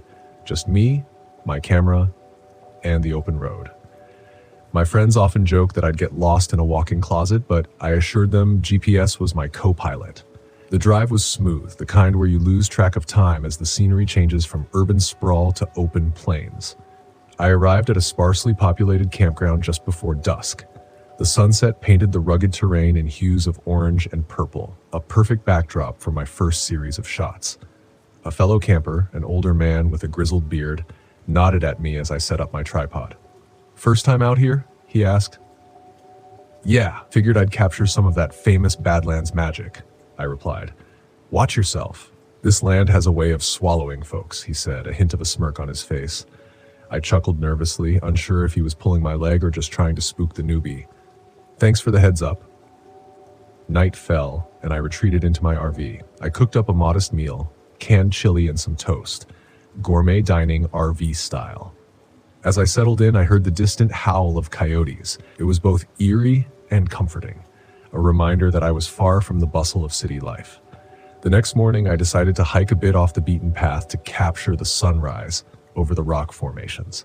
With my camera bag packed and a thermos of coffee in hand, I set out. The air was crisp, and the silence was profound, except for the occasional rustle of critters in the brush. About an hour into my hike, I stumbled upon something that made me pause. A rusted-out pickup truck, partially hidden behind a mound of earth. It looked like it hadn't moved in decades. Curiosity piqued. I approached it. The doors were open and the interior was gutted. Strange place to abandon a vehicle, I thought. I snapped a few photos, considering it an interesting find. As I turned to leave, I noticed footprints leading away from the truck and deeper into the wilderness. They looked fresh. Maybe the old man from the campground had come this way. Shrugging it off, I continued on my route. The landscape became more rugged and the rock formations towered over me. I was so engrossed in framing the perfect shot that I almost didn't notice the smell. A faint metallic scent that seemed out of place. It grew stronger as I moved forward, and then I saw it. At first, it didn't register what I was looking at. A mound of clothing, perhaps. But as I got closer, the reality hit me like a freight train. It was a body, partially covered with rocks and dirt. The skin was pale, and there were unmistakable signs of foul play. My stomach lurched, and I fought the urge to vomit. Panic set in. I needed to alert the authorities. I fumbled for my phone, but of course, there was no signal. I decided to head back to the RV as quickly as possible. As I turned, I heard footsteps, deliberate and heavy, crunching on the rocky ground. Didn't think anyone would come this far out, a voice drawled behind me. I spun around to see a man standing a few yards away. He was tall and gaunt, with unkempt hair and a piercing gaze. His clothes were tattered, and he held a hunting rifle casually at his side. I was just leaving, I managed to stammer. He smiled thinly. Sightseeing, huh? Find anything interesting? Just rocks and sky, I said, trying to keep my voice steady. He took a step closer. You sure about that? I nodded vigorously. Absolutely. Look, I should get going. He raised the rifle slightly. I think you found something you shouldn't have. My mind raced. Look, man, I'm not here to cause trouble. I'm just a photographer. He eyed my camera. Why don't you hand that over? Reluctantly, I removed the camera strap from around my neck and held it out. He snatched it and tossed it to the ground, smashing it with the butt of his rifle. Hey, I protested. He leveled the rifle at me. You've got a long walk ahead of you. Start moving. I weighed my options. Running didn't seem wise, but neither did staying put. Where are we going? I asked. Back to my place. Got some questions for you. I really should be getting back. People will notice if I'm gone too long. He chuckled. Out here. Doubtful. He gestured with the rifle for me to start walking. I complied, my mind scrambling for a way out. As we walked, I noticed the landscape becoming more desolate. We arrived at a makeshift campsite, an old tent, a smoldering fire, and various tools scattered about. Sit, he ordered, pointing to a log by the fire. I sat, eyeing a hatchet half buried in a stump nearby. What's this all about? I asked. He paced slowly. You see, folks come out here thinking it's all beauty and serenity. They don't realize this land has secrets. Secrets? I stopped and looked directly at him. Things that need to stay buried. I swallowed hard. If this is about the body back there, I didn't see anything. I can just leave and forget all about it. He shook his head. Can't take that risk. He moved closer, and I knew I had to act. In a split second, I lunged for the hatchet, grabbing it just as he realized what was happening. He fired the rifle, but the shot went wide. I swung the hatchet, catching him in the arm. He yelled in pain, dropping the rifle. I didn't wait. I ran as fast as I could, adrenaline pumping. Behind me, I heard him cursing and stumbling. The terrain was rough, and every step was a gamble. I could hear his footsteps gaining on me. Then out of nowhere, the ground gave way beneath me. I tumbled down a steep embankment, landing hard at the bottom. Pain shot through my ankle. Sprained. maybe broken. I glanced up to see him peering over the edge. "Nowhere to run now," he sneered. Desperate, I looked around and spotted a narrow crevice in the rocks. I crawled into it, squeezing through just as he started descending. The space was tight, but it opened up into a small cavern. The darkness was disorienting, but I pressed on. I could hear him above, his footsteps echoing. "You can't hide forever," he called. I moved deeper into the cavern, the air growing colder. My hands brushed against something metallic, a rusted mining cart. An old tunnel, perhaps? This was my way out. I followed the tunnel, limping but determined. After what felt like hours, I saw a faint light ahead. Pushing forward, I emerged on the other side of a ridge. Relief washed over me, but I knew I wasn't safe yet. Hobbling toward what appeared to be a dirt road, I saw headlights in the distance. Summoning the last of my strength, I waved frantically. The vehicle slowed, a pickup truck driven by a middle-aged woman. "Please, I need help," I shouted. She took one look at me and unlocked the door. "What happened to you?" "There's a man. He's trying to kill me." "Get in." As we sped away, I glanced back to see the silhouette of my pursuer cresting the ridge, his figure shrinking as we put distance between us. She drove me to the nearest town, where I contacted the authorities. Deputies were dispatched to search the area. I provided as much information as I could, the location of the body, the encounter, everything. A few days later, they found the campsite, but no sign of the man. They did, however, recover from my damaged camera the memory card, which was intact, and the photos corroborated my story. Turns out, the area had a history of missing persons, hikers who ventured too far off the trails. The local sheriff suspected a serial offender, but lacked evidence until now. They identified the man as Cyrus Harland, a drifter with a criminal record spanning several states. He had been under the radar for years. With the new evidence, law enforcement agencies widened their search. Reports came in linking him to other unsolved cases in the region. As for me, I took some time to recover, both physically and mentally. I still enjoy the outdoors, but I've traded solo trips for group excursions. Safety in numbers, as they say. In the end, Cyrus Harland remained at large, but with his face plastered across news outlets and a multi-state manhunt underway, his days of anonymity were numbered. My name is Melissa Potter. I'm 35 years old, and this happened last December in Blackwater Falls State Park, West Virginia. I had just landed my first solo freelance assignment, a travel feature for an outdoor magazine. It was my chance to prove to myself and maybe to a few others that I could thrive on my own after leaving a toxic relationship. I didn't expect the park's breathtaking beauty to be marred by whispers of the past, or that those whispers would grow louder with each passing night. When I first arrived, the park was everything I'd hoped for. My RV fit snugly into a secluded campsite overlooking the gorge, the roar of the falls constant in the distance. Blackwater Falls was a photographer's dream, cascading water, mist rising through the gorge, and vibrant autumn foliage painted in fiery reds and oranges. The first day was perfect. I hiked, shot hundreds of photos, and scribbled notes about the trails and wildlife. The peace and quiet were a balm, exactly what I needed after months of turmoil. That evening, I sat by the fire, sipping tea and scrolling through my shots. That's when I saw it for the first time. At the edge of one frame, a figure stood between two trees. It was a man, his clothes ragged and his face shadowed. I frowned, zooming in, but the details remained blurred. I didn't remember seeing anyone during my hike, and the figure hadn't appeared in any other photos. I shook it off as an optical illusion, probably a trick of light and shadow, and went to bed. But I couldn't shake the feeling that I wasn't alone. The second day brought strange encounters. I started the morning by stopping at the visitor center, hoping to get some local insight. The woman behind the counter, Maggie, was friendly but seemed to be watching me too closely. She eyed my camera gear and smiled knowingly. "Planning to photograph the falls?" she asked. "That's the idea," I replied. Maggie hesitated, her smile faltering.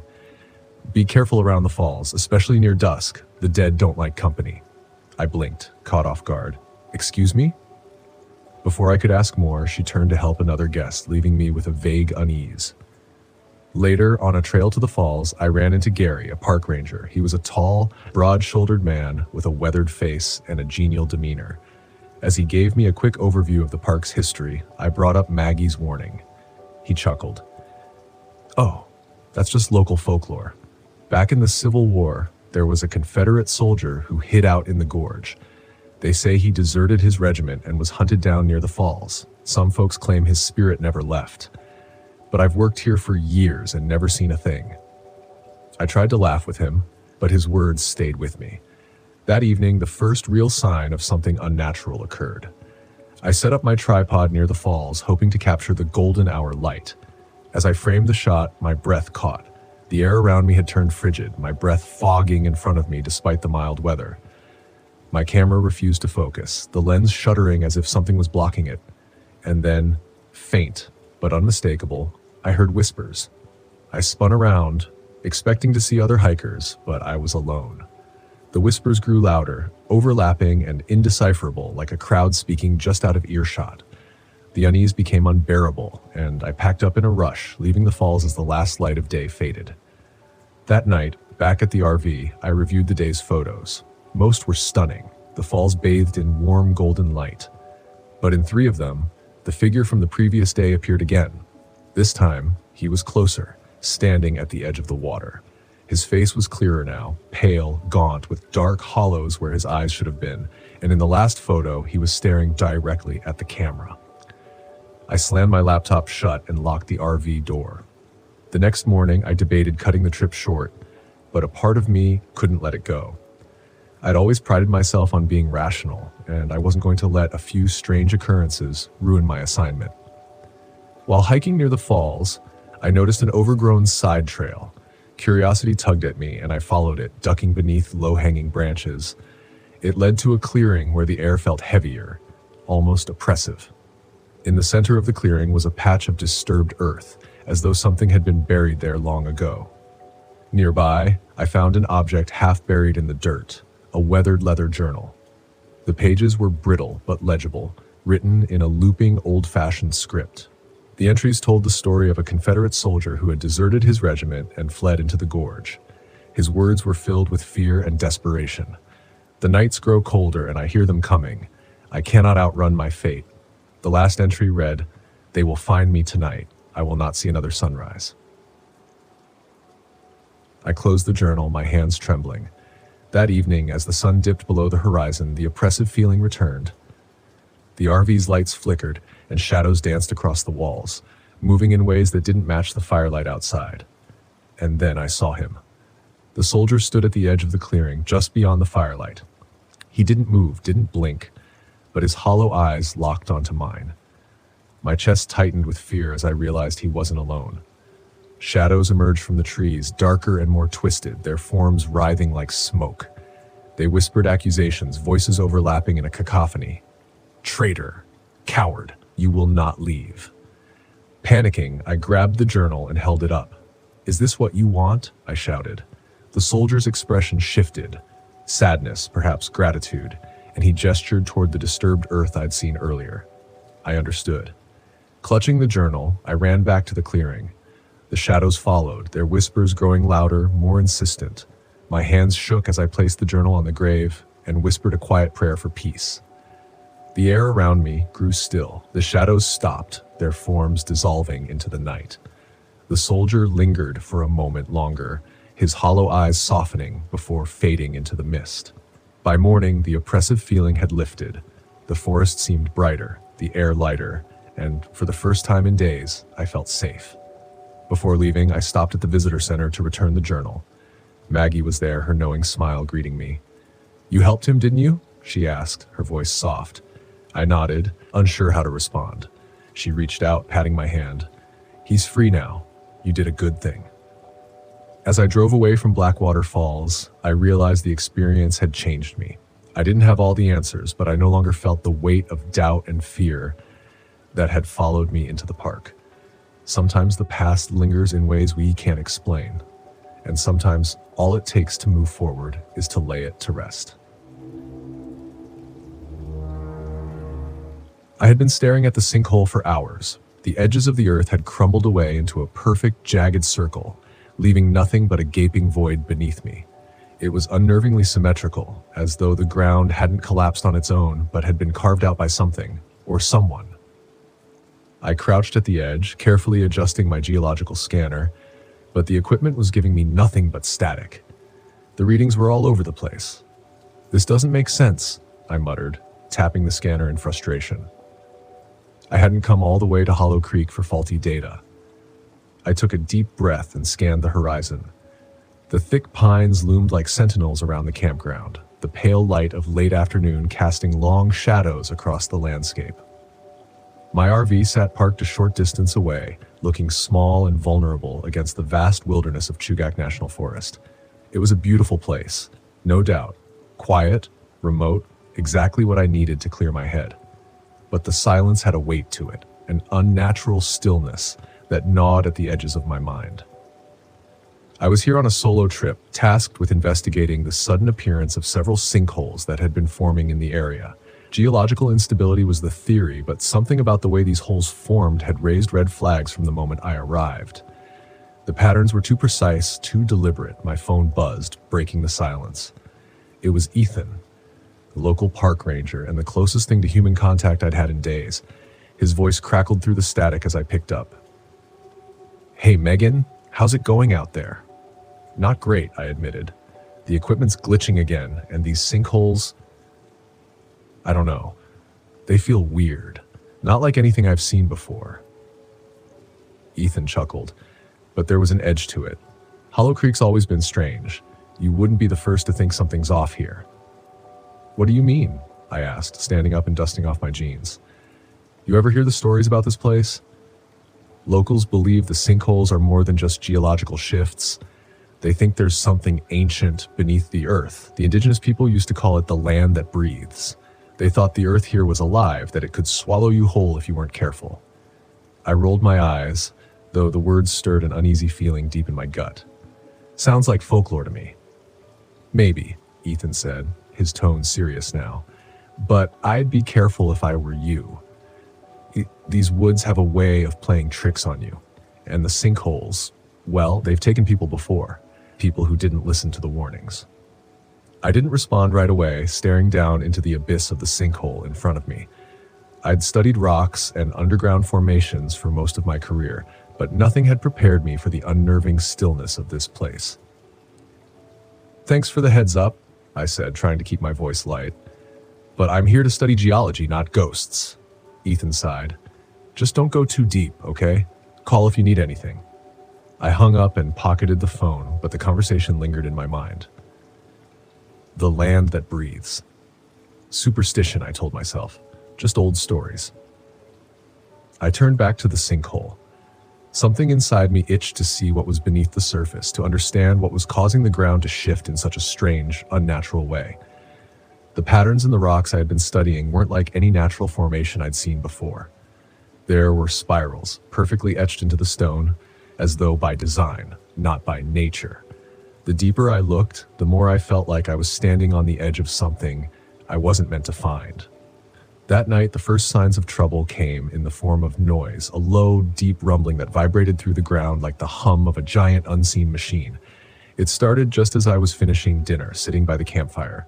So the sounds blended into the whispering wind at first, but then it grew louder, more distinct, like a deep pulse coming from below.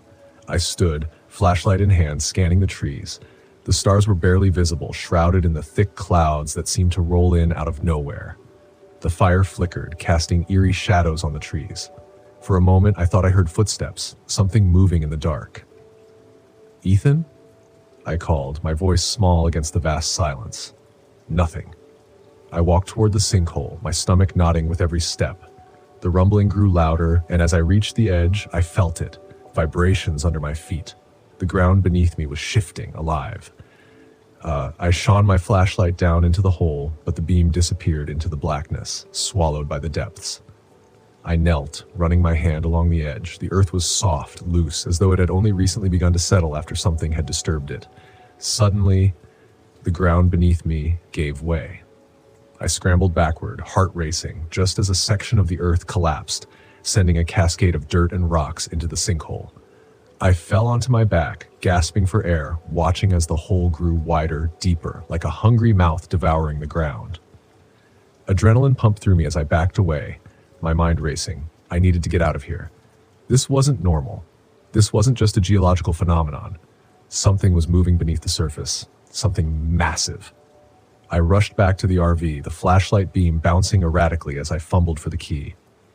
But as I reached the door, the ground shook again. Harder this time. The sinkhole was growing fast. I had to leave now. But then a thought struck me. What if I was right? What if this was something no one had ever discovered before? If I could just capture proof, if I could document what was really happening here, my work would be revolutionary. I would be vindicated. My mind flashed back to the spirals in the rock, the patterns that had seemed too deliberate to be natural. There was something ancient beneath the earth, and I was so close. I grabbed my gear and rushed back to the edge of the sinkhole. My heart pounded in my chest as I descended carefully into the darkness, lowering myself into the opening. The air grew colder as I went deeper. The walls of the hole were damp and slick beneath my hands. After what felt like an eternity, I reached the bottom. The cavern was vast, much larger than I had anticipated. My flashlight illuminated jagged rock formations, but it was the carvings on the walls that caught my breath. Symbols, spirals etched deep into the stone. They were everywhere, ancient and deliberate. This wasn't just a natural formation. This was a structure, a temple of some kind, buried deep beneath the earth for centuries, maybe longer.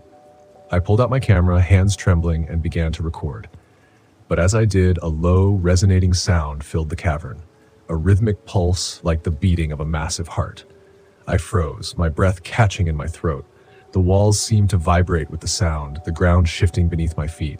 And then from the shadows, I heard it. Footsteps, heavy, deliberate, coming from the deeper recesses of the cavern. Something was moving toward me. Something massive. My flashlight flickered, casting erratic beams of light across the stone walls. I backed away slowly, my heart hammering in my chest. Whatever was in the darkness, it was getting closer. I could feel its presence, a weight in the air, a primal force that made my skin crawl. The footsteps stopped, and then a deep, guttural growl echoed through the cavern. I ran. I didn't look back. The ground trembled beneath me as I scrambled up the wall of the sinkhole, my hands slipping on the loose earth. The growling grew louder, closer, until I could feel hot breath on the back of my neck. I burst out of the sinkhole, gasping for air, and ran toward the RV. The ground shook violently, and as I reached the door, I glanced back. The sinkhole was collapsing in on itself, the earth swallowing it whole. But for a split second, I saw something. Something massive, serpentine, rising from the depths before it disappeared into the darkness. I didn't wait. I threw open the door, started the engine, and sped away, leaving Hollow Creek behind me. By the time I reached the main road, my heart had finally begun to slow. I was alive. I had made it. But the images of that cavern, those symbols, haunted my mind. I had uncovered something ancient, that wasn't meant to be found. As I drove away, I couldn't shake the feeling that I had disturbed something that should have stayed buried, something that was still there, waiting beneath the earth, and I knew one thing for certain: I wouldn't be going back. My name is Nathan Matthews. I'm 63, a retired firefighter, and this happened in Seneca Creek backcountry, West Virginia, a year after I lost my wife, Emily. I had planned the trip hoping to find peace, or at least distraction, in nature. What I found was something I can never forget. It started as a simple RV camping trip, my first time alone. Emily and I had always loved the outdoors, and this seemed like a way to reconnect with that part of my life. Seneca Creek, with its waterfalls and isolation, felt like the perfect place to be alone with my thoughts. I told myself the solitude would help, that it was what I needed. I wasn't ready for what came next. The drive into the backcountry was uneventful. The gravel road leading to the campsite felt endless, hemmed in by towering trees that cast long shadows even in the midday sun. I stopped at a small gas station near the turnoff, where an older woman named Marlene ran the counter. "You're heading into Seneca Creek?" she asked as I paid for firewood and a few snacks. I nodded. "Yeah, just me and the RV." Marlene gave me a strange look, her hand pausing over the register. "Be careful out there," she said, her voice low. These woods aren't always kind to those traveling alone. I wanted to ask what she meant, but she turned away to help another customer. Her words lingered in my mind as I drove the final stretch. The campsite by Judy Springs was everything I'd hoped for: quiet, picturesque, and completely isolated. I parked the RV near the creek, the sound of rushing water a soothing backdrop as I unpacked. That first night, I sat by the fire sipping coffee and staring at the stars. For the first time in months, I felt calm. The first sign that something wasn't right came the next evening. The day had been perfect. I hiked to Seneca Falls, taking photos and jotting notes in a journal I'd started since Emily's death. I even smiled a few times, thinking about how much she would have loved the view. But as I headed back to camp, a strange feeling crept over me. The woods were too quiet. No birds, no rustling leaves, just the sound of my boots on the trail. When I reached the RV, the unease deepened.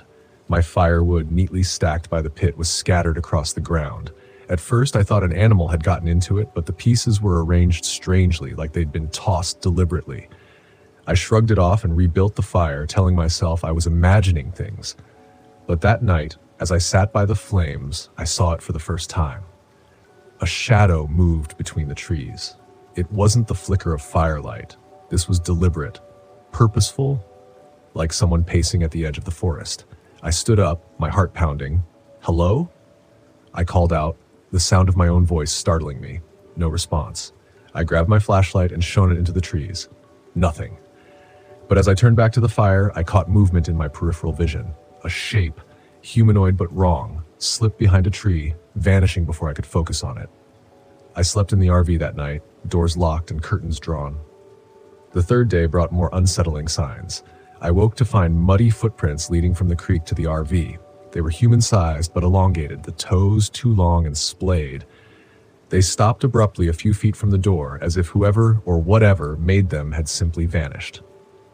That afternoon, while hiking to an overlook, I stumbled upon something even stranger. Symbols carved into the rocks.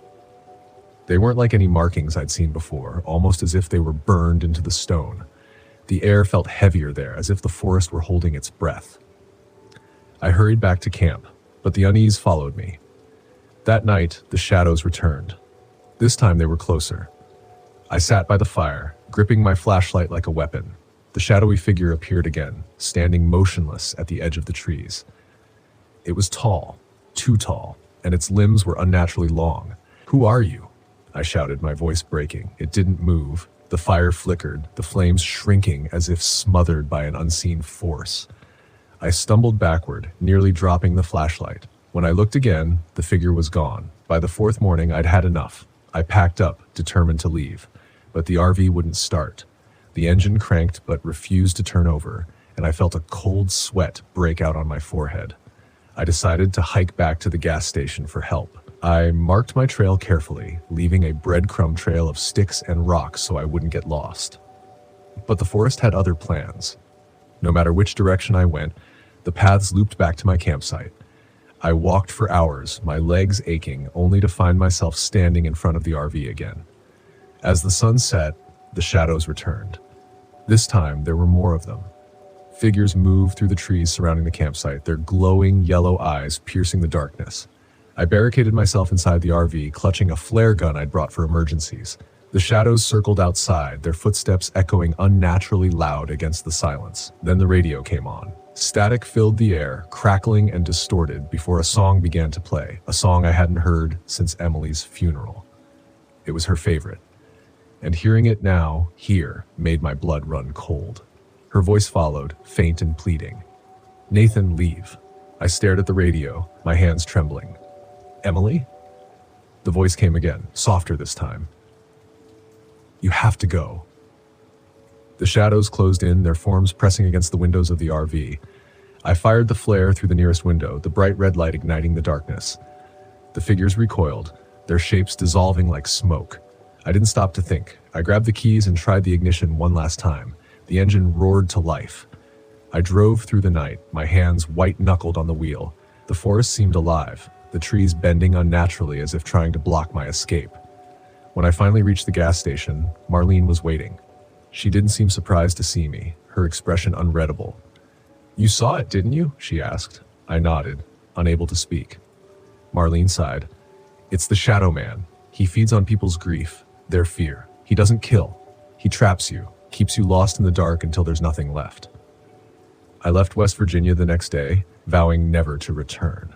The shadows are gone now, but sometimes, late at night, I hear faint footsteps outside my window, and I wonder if the Shadow Man ever truly let me go. I hadn't planned on staying at Stillwater Grove. The campground wasn't even marked on my map, just a small patch of green near the edge of Shawnee National Forest.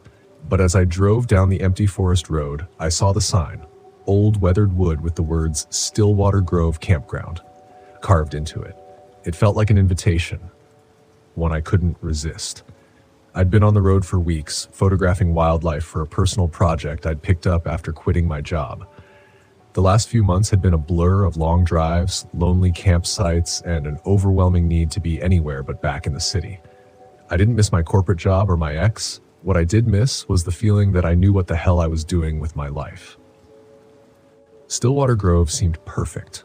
Quiet, isolated, and right by the lake. It would give me the break I needed, some peace before heading back into the real world.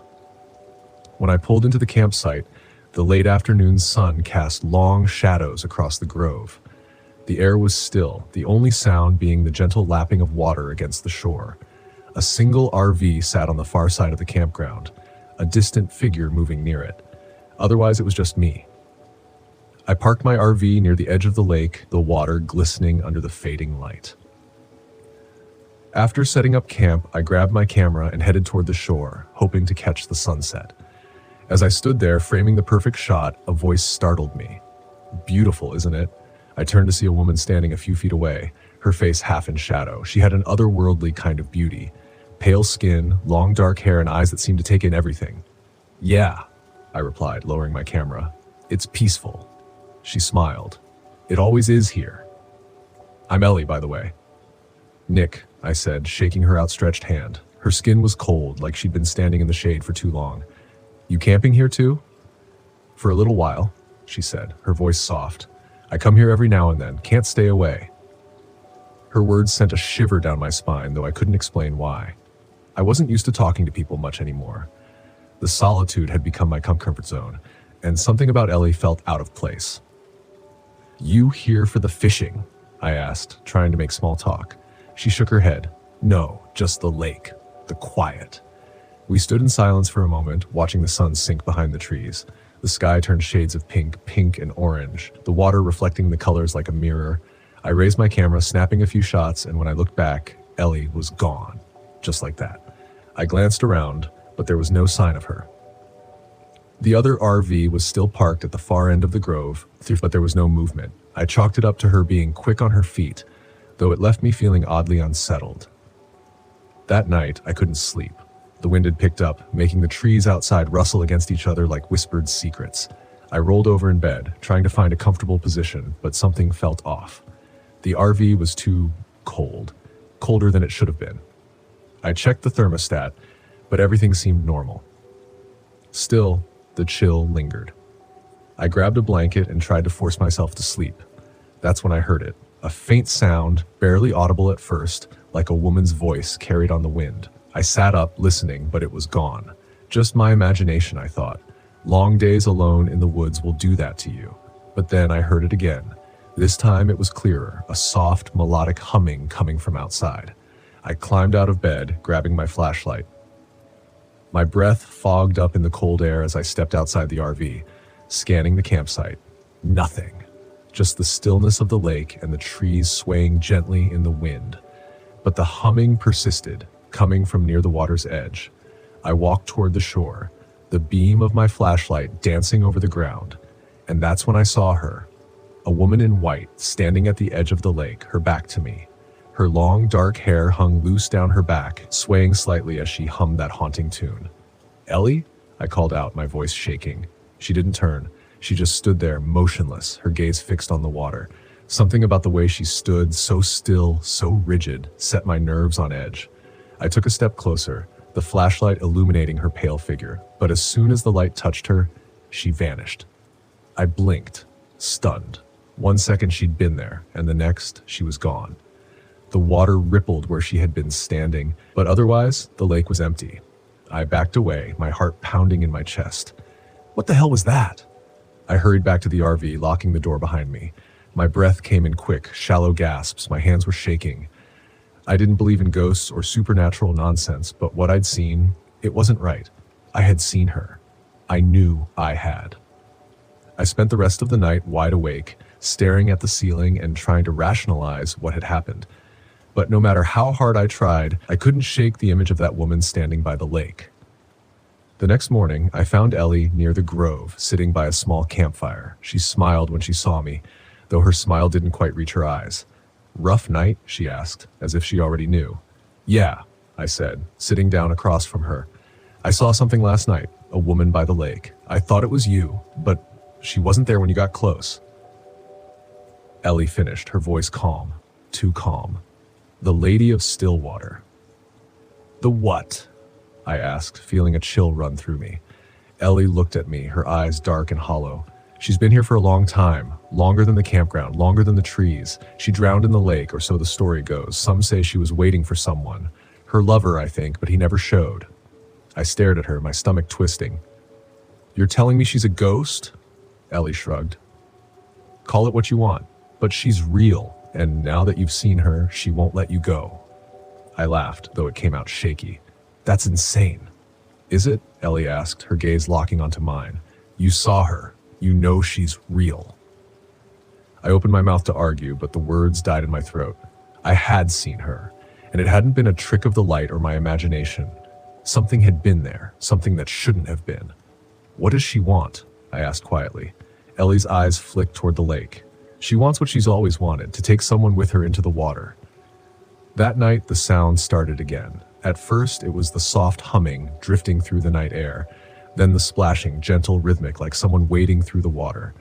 I lay in bed, my heart racing, my body tense. I didn't want to go outside. I didn't want to see her again. But the pull was stronger this time. A strange compulsion tugged at me, drawing me toward the lake. I tried to fight it, to stay in the RV, but my legs moved on their own, carrying me outside into the cold night air. The lake was calm, reflecting the pale moonlight. And there she was, standing in the water, her white dress billowing around her as if moved by an unseen current. "Come to me," she whispered, her voice soft but clear. "Please come." I took a step forward, my body moving against my will. The water lapped at my shoes, and I could feel the cold seeping into my skin. "Come with me," she said again, her voice almost pleading now. I've waited so long. I fought to resist, to break free from whatever force was drawing me in. But my feet kept moving, the water now up to my knees, freezing cold. I could feel the pull of the lake, the weight of the water dragging me down.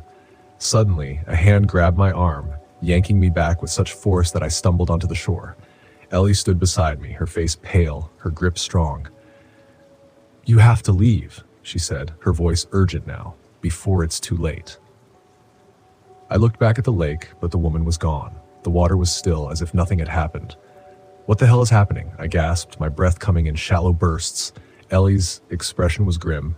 "She's marked you now. If you stay, she'll take you. You have to go." I didn't argue.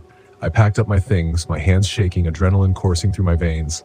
Within minutes, I was back in the RV, starting the engine and pulling out of the campsite as fast as I could. As I drove away, I glanced in the rearview mirror. Ellie stood at the edge of the grove, watching me go, her face unreadable, and behind her, just barely visible in the mist, was the Lady of Stillwater, her pale eyes following me, waiting for me to return. I didn't look back again.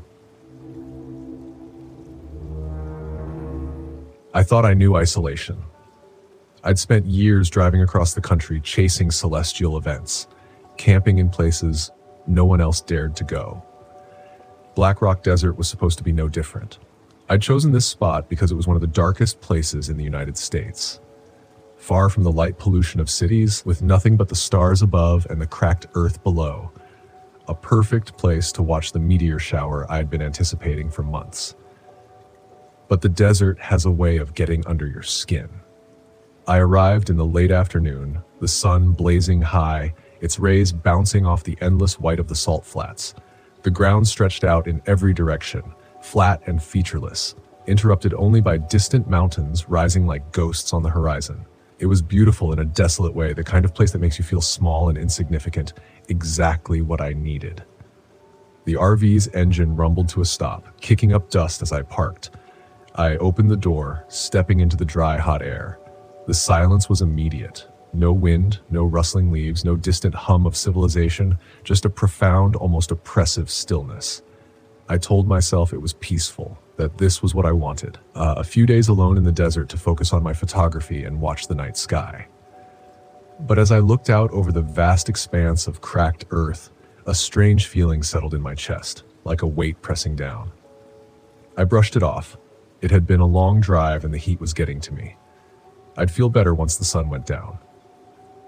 I spent the first few hours setting up camp, adjusting my telescope, and testing my camera equipment. The sky was still a blazing blue, but the desert's unforgiving heat was beginning to fade, replaced by a sharp chill as the sun sank lower. By the time dusk arrived, the temperature had plummeted, and I retreated into the RV to grab a jacket before stepping back outside. That's when the radio first crackled to life. I'd brought my old ham radio along, hoping to catch some weather updates or maybe listen in on local astronomy broadcasts. I hadn't expected much out here, but the static-filled hum surprised me. I turned the dial, searching for a signal, and for a moment I thought I'd found one, a faint voice cutting through the static. "Don't stay." I froze. The words were barely audible, like a whisper carried on the wind, but they were unmistakable. I leaned closer, adjusting the frequency, but the voice was gone, replaced by the familiar hiss of static.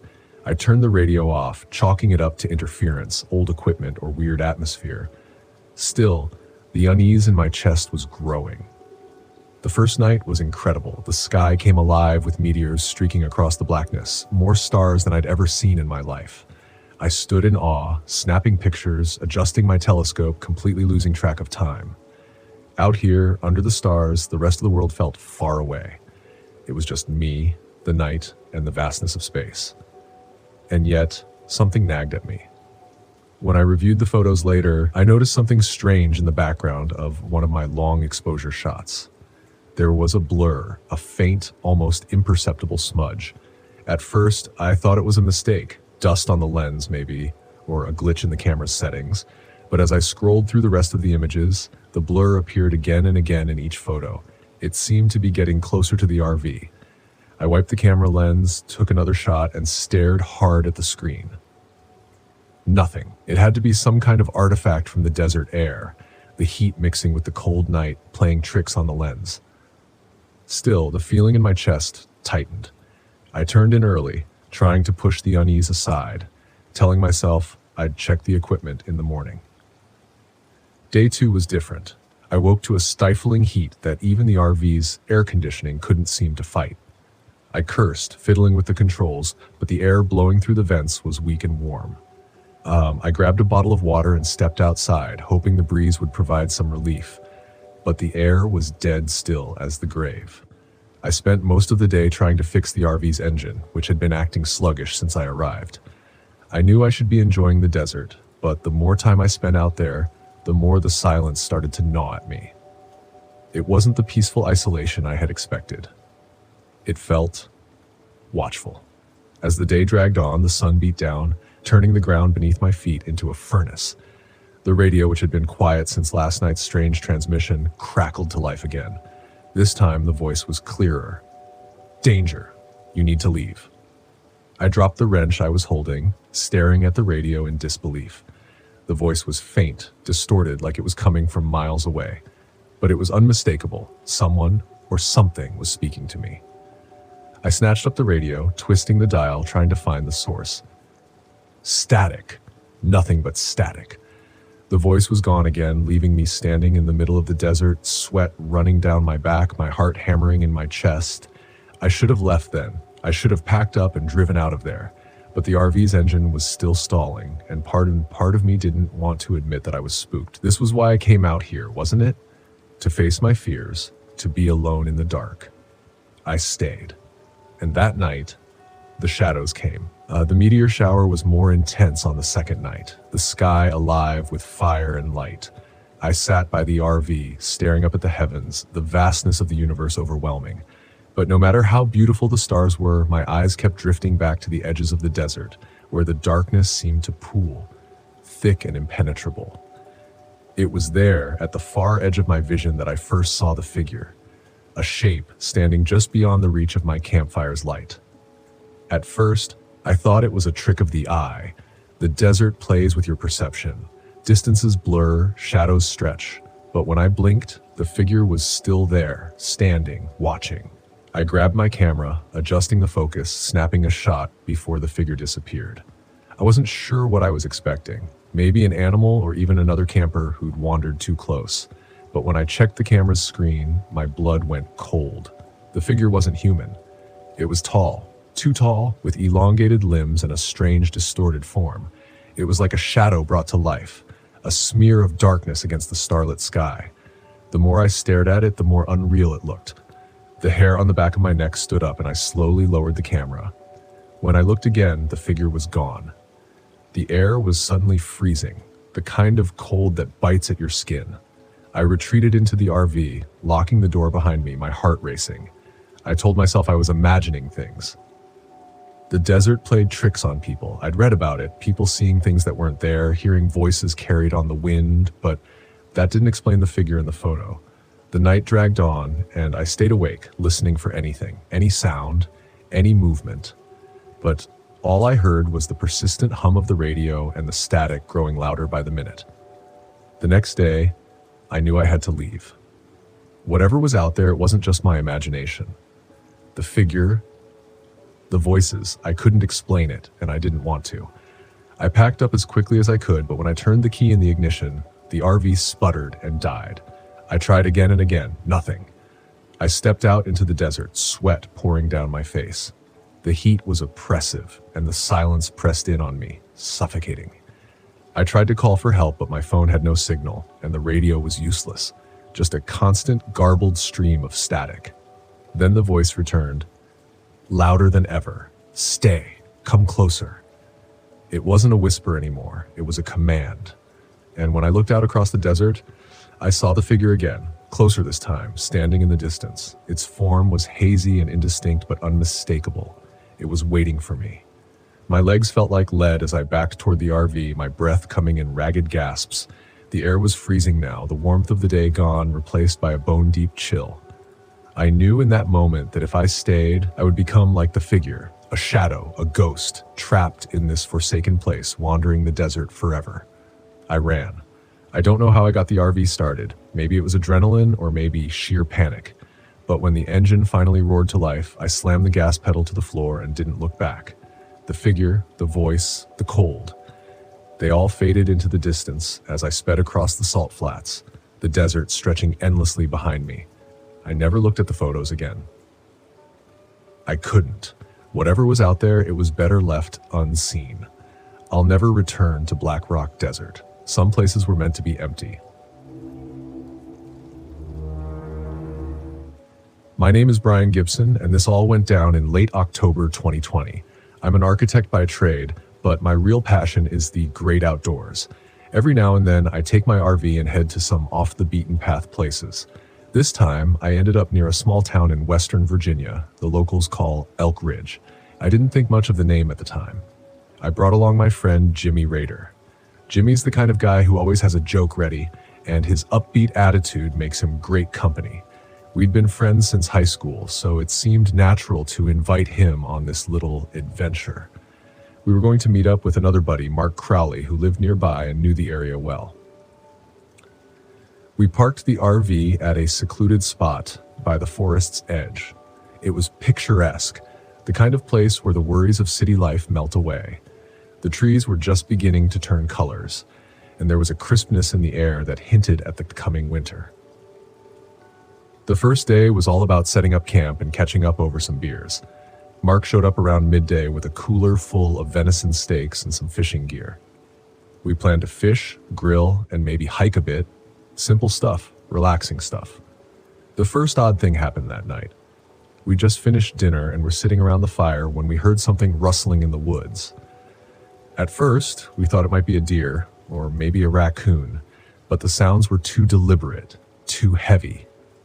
Jimmy laughed it off, saying it was probably just our imaginations getting the better of us.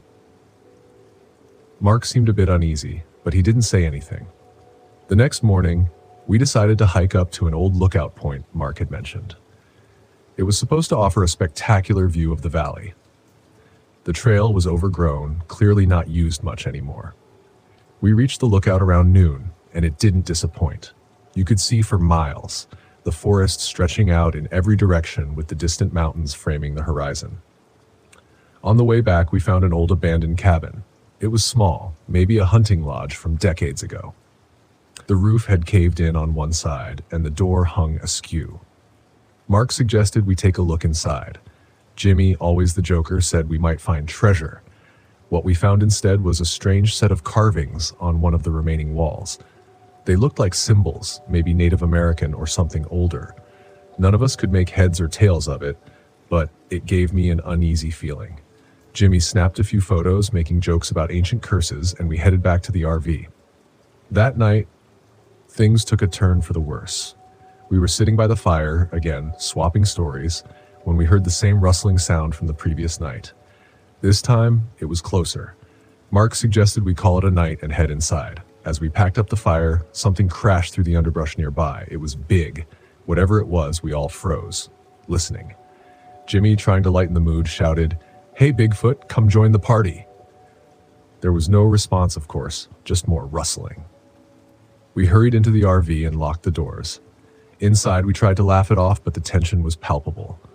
Around midnight, I woke up to a loud, banging noise. It sounded like someone or something was trying to get into the RV. I shook Jimmy awake and grabbed the baseball bat I kept under my bed. We crept to the front of the RV where the banging was the loudest. Suddenly, the noise stopped. We waited, holding our breath.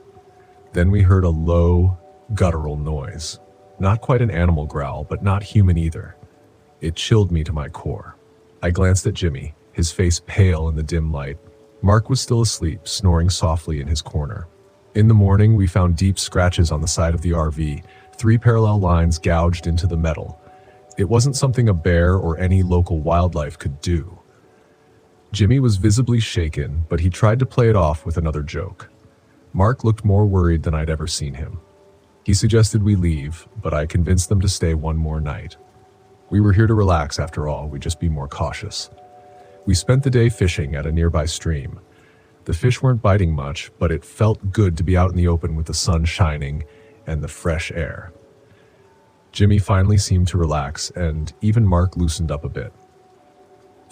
We returned to the RV with a small catch, just enough for dinner.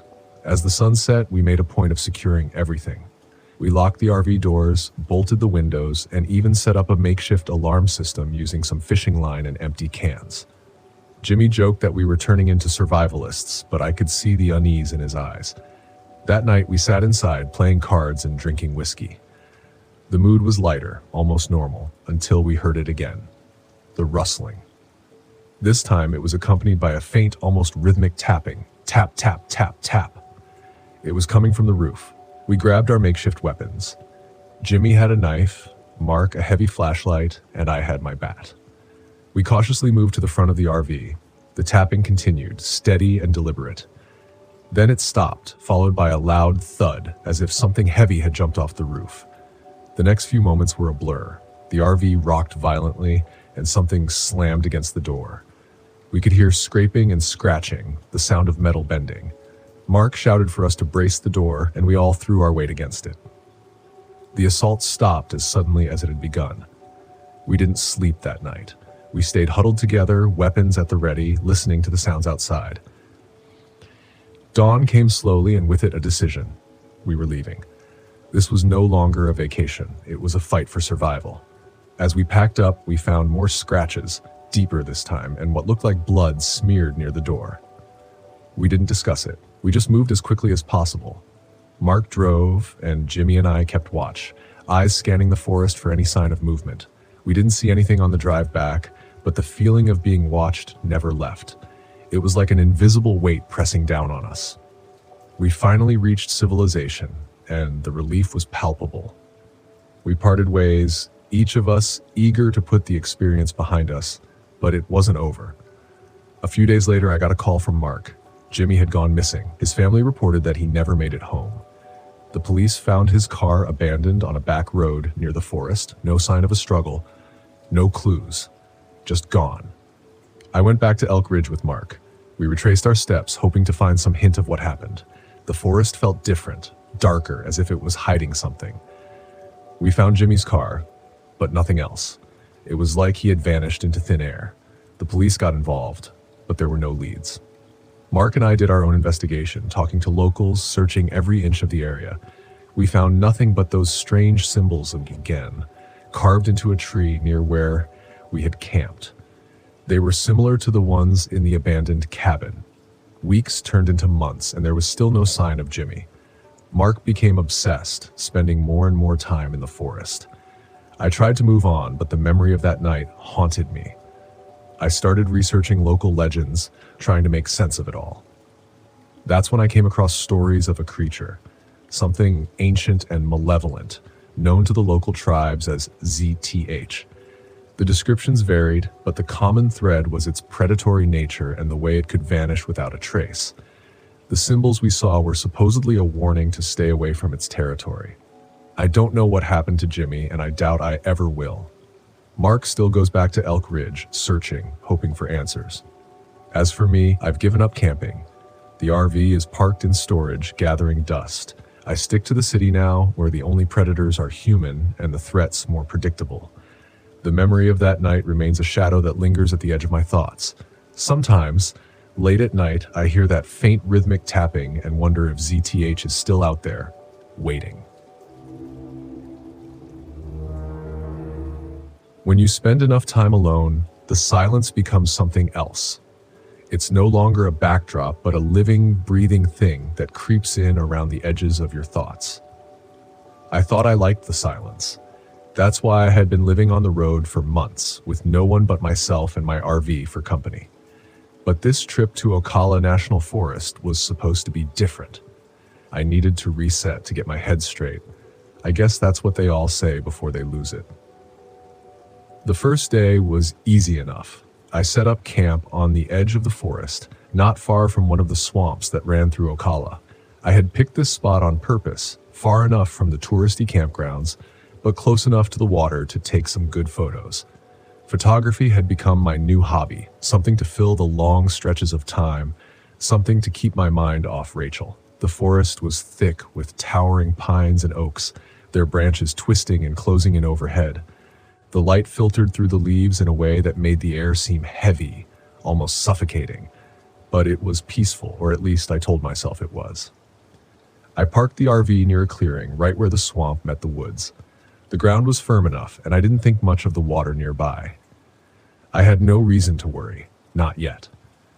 By the time I finished setting up, the sun was already dipping low, casting long shadows that stretched across the clearing.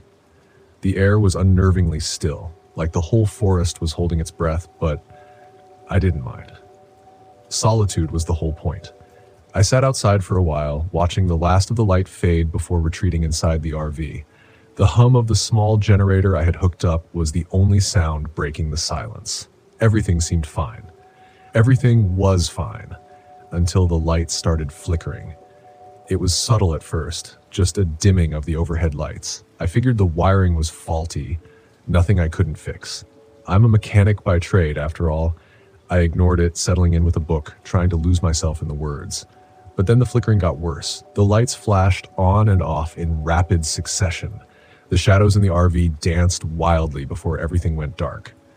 I sighed, more frustrated than anything, and grabbed my flashlight. After a few minutes of fumbling with the wires, I got the power back on. The lights stabilized, but there was something else. A soft buzzing noise, faint, just at the edge of hearing, like a distant hum. It might have been the swamp, maybe bugs, or just the generator straining, but it set me on edge. That night, I barely slept. The next morning, the unease I'd felt the night before was gone, replaced by a sense of calm. The sunlight was warm, and the swamp shimmered in the early light. I grabbed my camera and set out for a walk, looking for something worth capturing. Ocala was known for its beauty, the kind of untouched wilderness that's hard to find these days. But the deeper I walked into the woods, the more I realized something was off. It started small, little things I could have easily ignored. My compass acting up, the needle spinning lazily before settling in the wrong direction. The buzzing sound from the night before returned, louder now, seeming to come from all around me. I chalked it up to the swamp mosquitoes, maybe, or some malfunction with the generator still ringing in my ears. But when I came back to camp, I noticed the first real sign that something wasn't right. My gear, things I'd left on the picnic table outside, was scattered across the ground, not in a way that suggested wind either. The table had been cleared. My flashlight, the lantern, the tools I'd left out, all of them were scattered in a perfect line toward the swamp. I stopped, staring at the items. Someone had been here, or something. I'm not easily spooked, but my gut told me to get back inside, lock the doors. That night, I sat in the RV, every light on, clutching a lantern just in case the power flickered again. I told myself it was fine. Probably some animal. Bears get curious, right? But when the tapping started, I couldn't shake the feeling that I wasn't alone. It was soft at first, just a light tapping on the window, like something brushing against it. I glanced over, but didn't see anything. I convinced myself it was the wind, the branches moving in the breeze. But then the tapping came again, and again. I grabbed my flashlight and opened the door, stepping out into the cold night air. The swamp smelled foul, like rot and decay, and the buzzing sound was back, louder than ever. I swept the beam of the flashlight across the clearing, and that's when I saw them. Footprints, large, human-like prints, leading right up to the window of my RV. The mud was fresh, still wet from the swamp, and the prints were clear, but there were no other signs of anyone around, no trails leading away, just those prints, stopping right at the window. Then, nothing. I froze, my breath catching in my throat. I wanted to believe it was someone playing a prank, some camper messing with me, but I hadn't seen another soul since I got here. No cars at the trailhead, no signs of other campers nearby. I hurried back inside, locking the door, but I knew it wouldn't help. The feeling in my gut told me I was being watched. By the third day, I wanted out. I'd seen enough. But when I tried to start the RV, nothing happened. The engine clicked, but wouldn't turn over. I tried again and again, but the RV refused to start. Panic settled in. My phone had no signal this deep in the forest, and the nearest ranger station was miles away. The buzzing sound was louder now, constant, like a low hum in the back of my skull. I packed a bag and decided to hike out. Staying another night was out of the question. The trail was familiar enough, but something was different. The air was thick, stifling, and the swamp seemed to have crept closer. I hadn't noticed it before, but the water was rising, soaking the ground around my campsite. The once dry trail was now a muddy mess, slowing me down as I tried to navigate through the trees.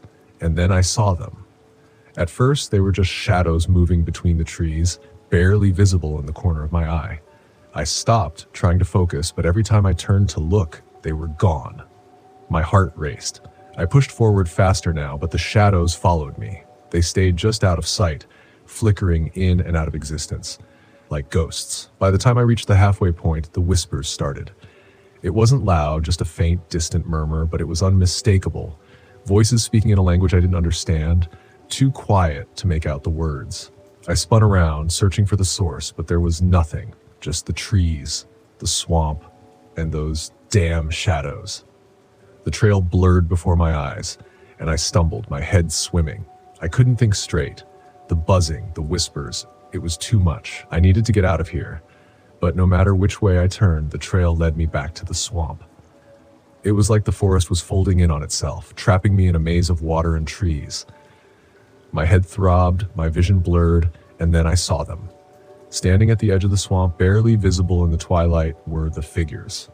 They were tall, too tall to be human, with elongated limbs and dark faces. They didn't move. They just stood there, watching me, their forms flickering in and out of the shadows, like something half-formed, not fully real.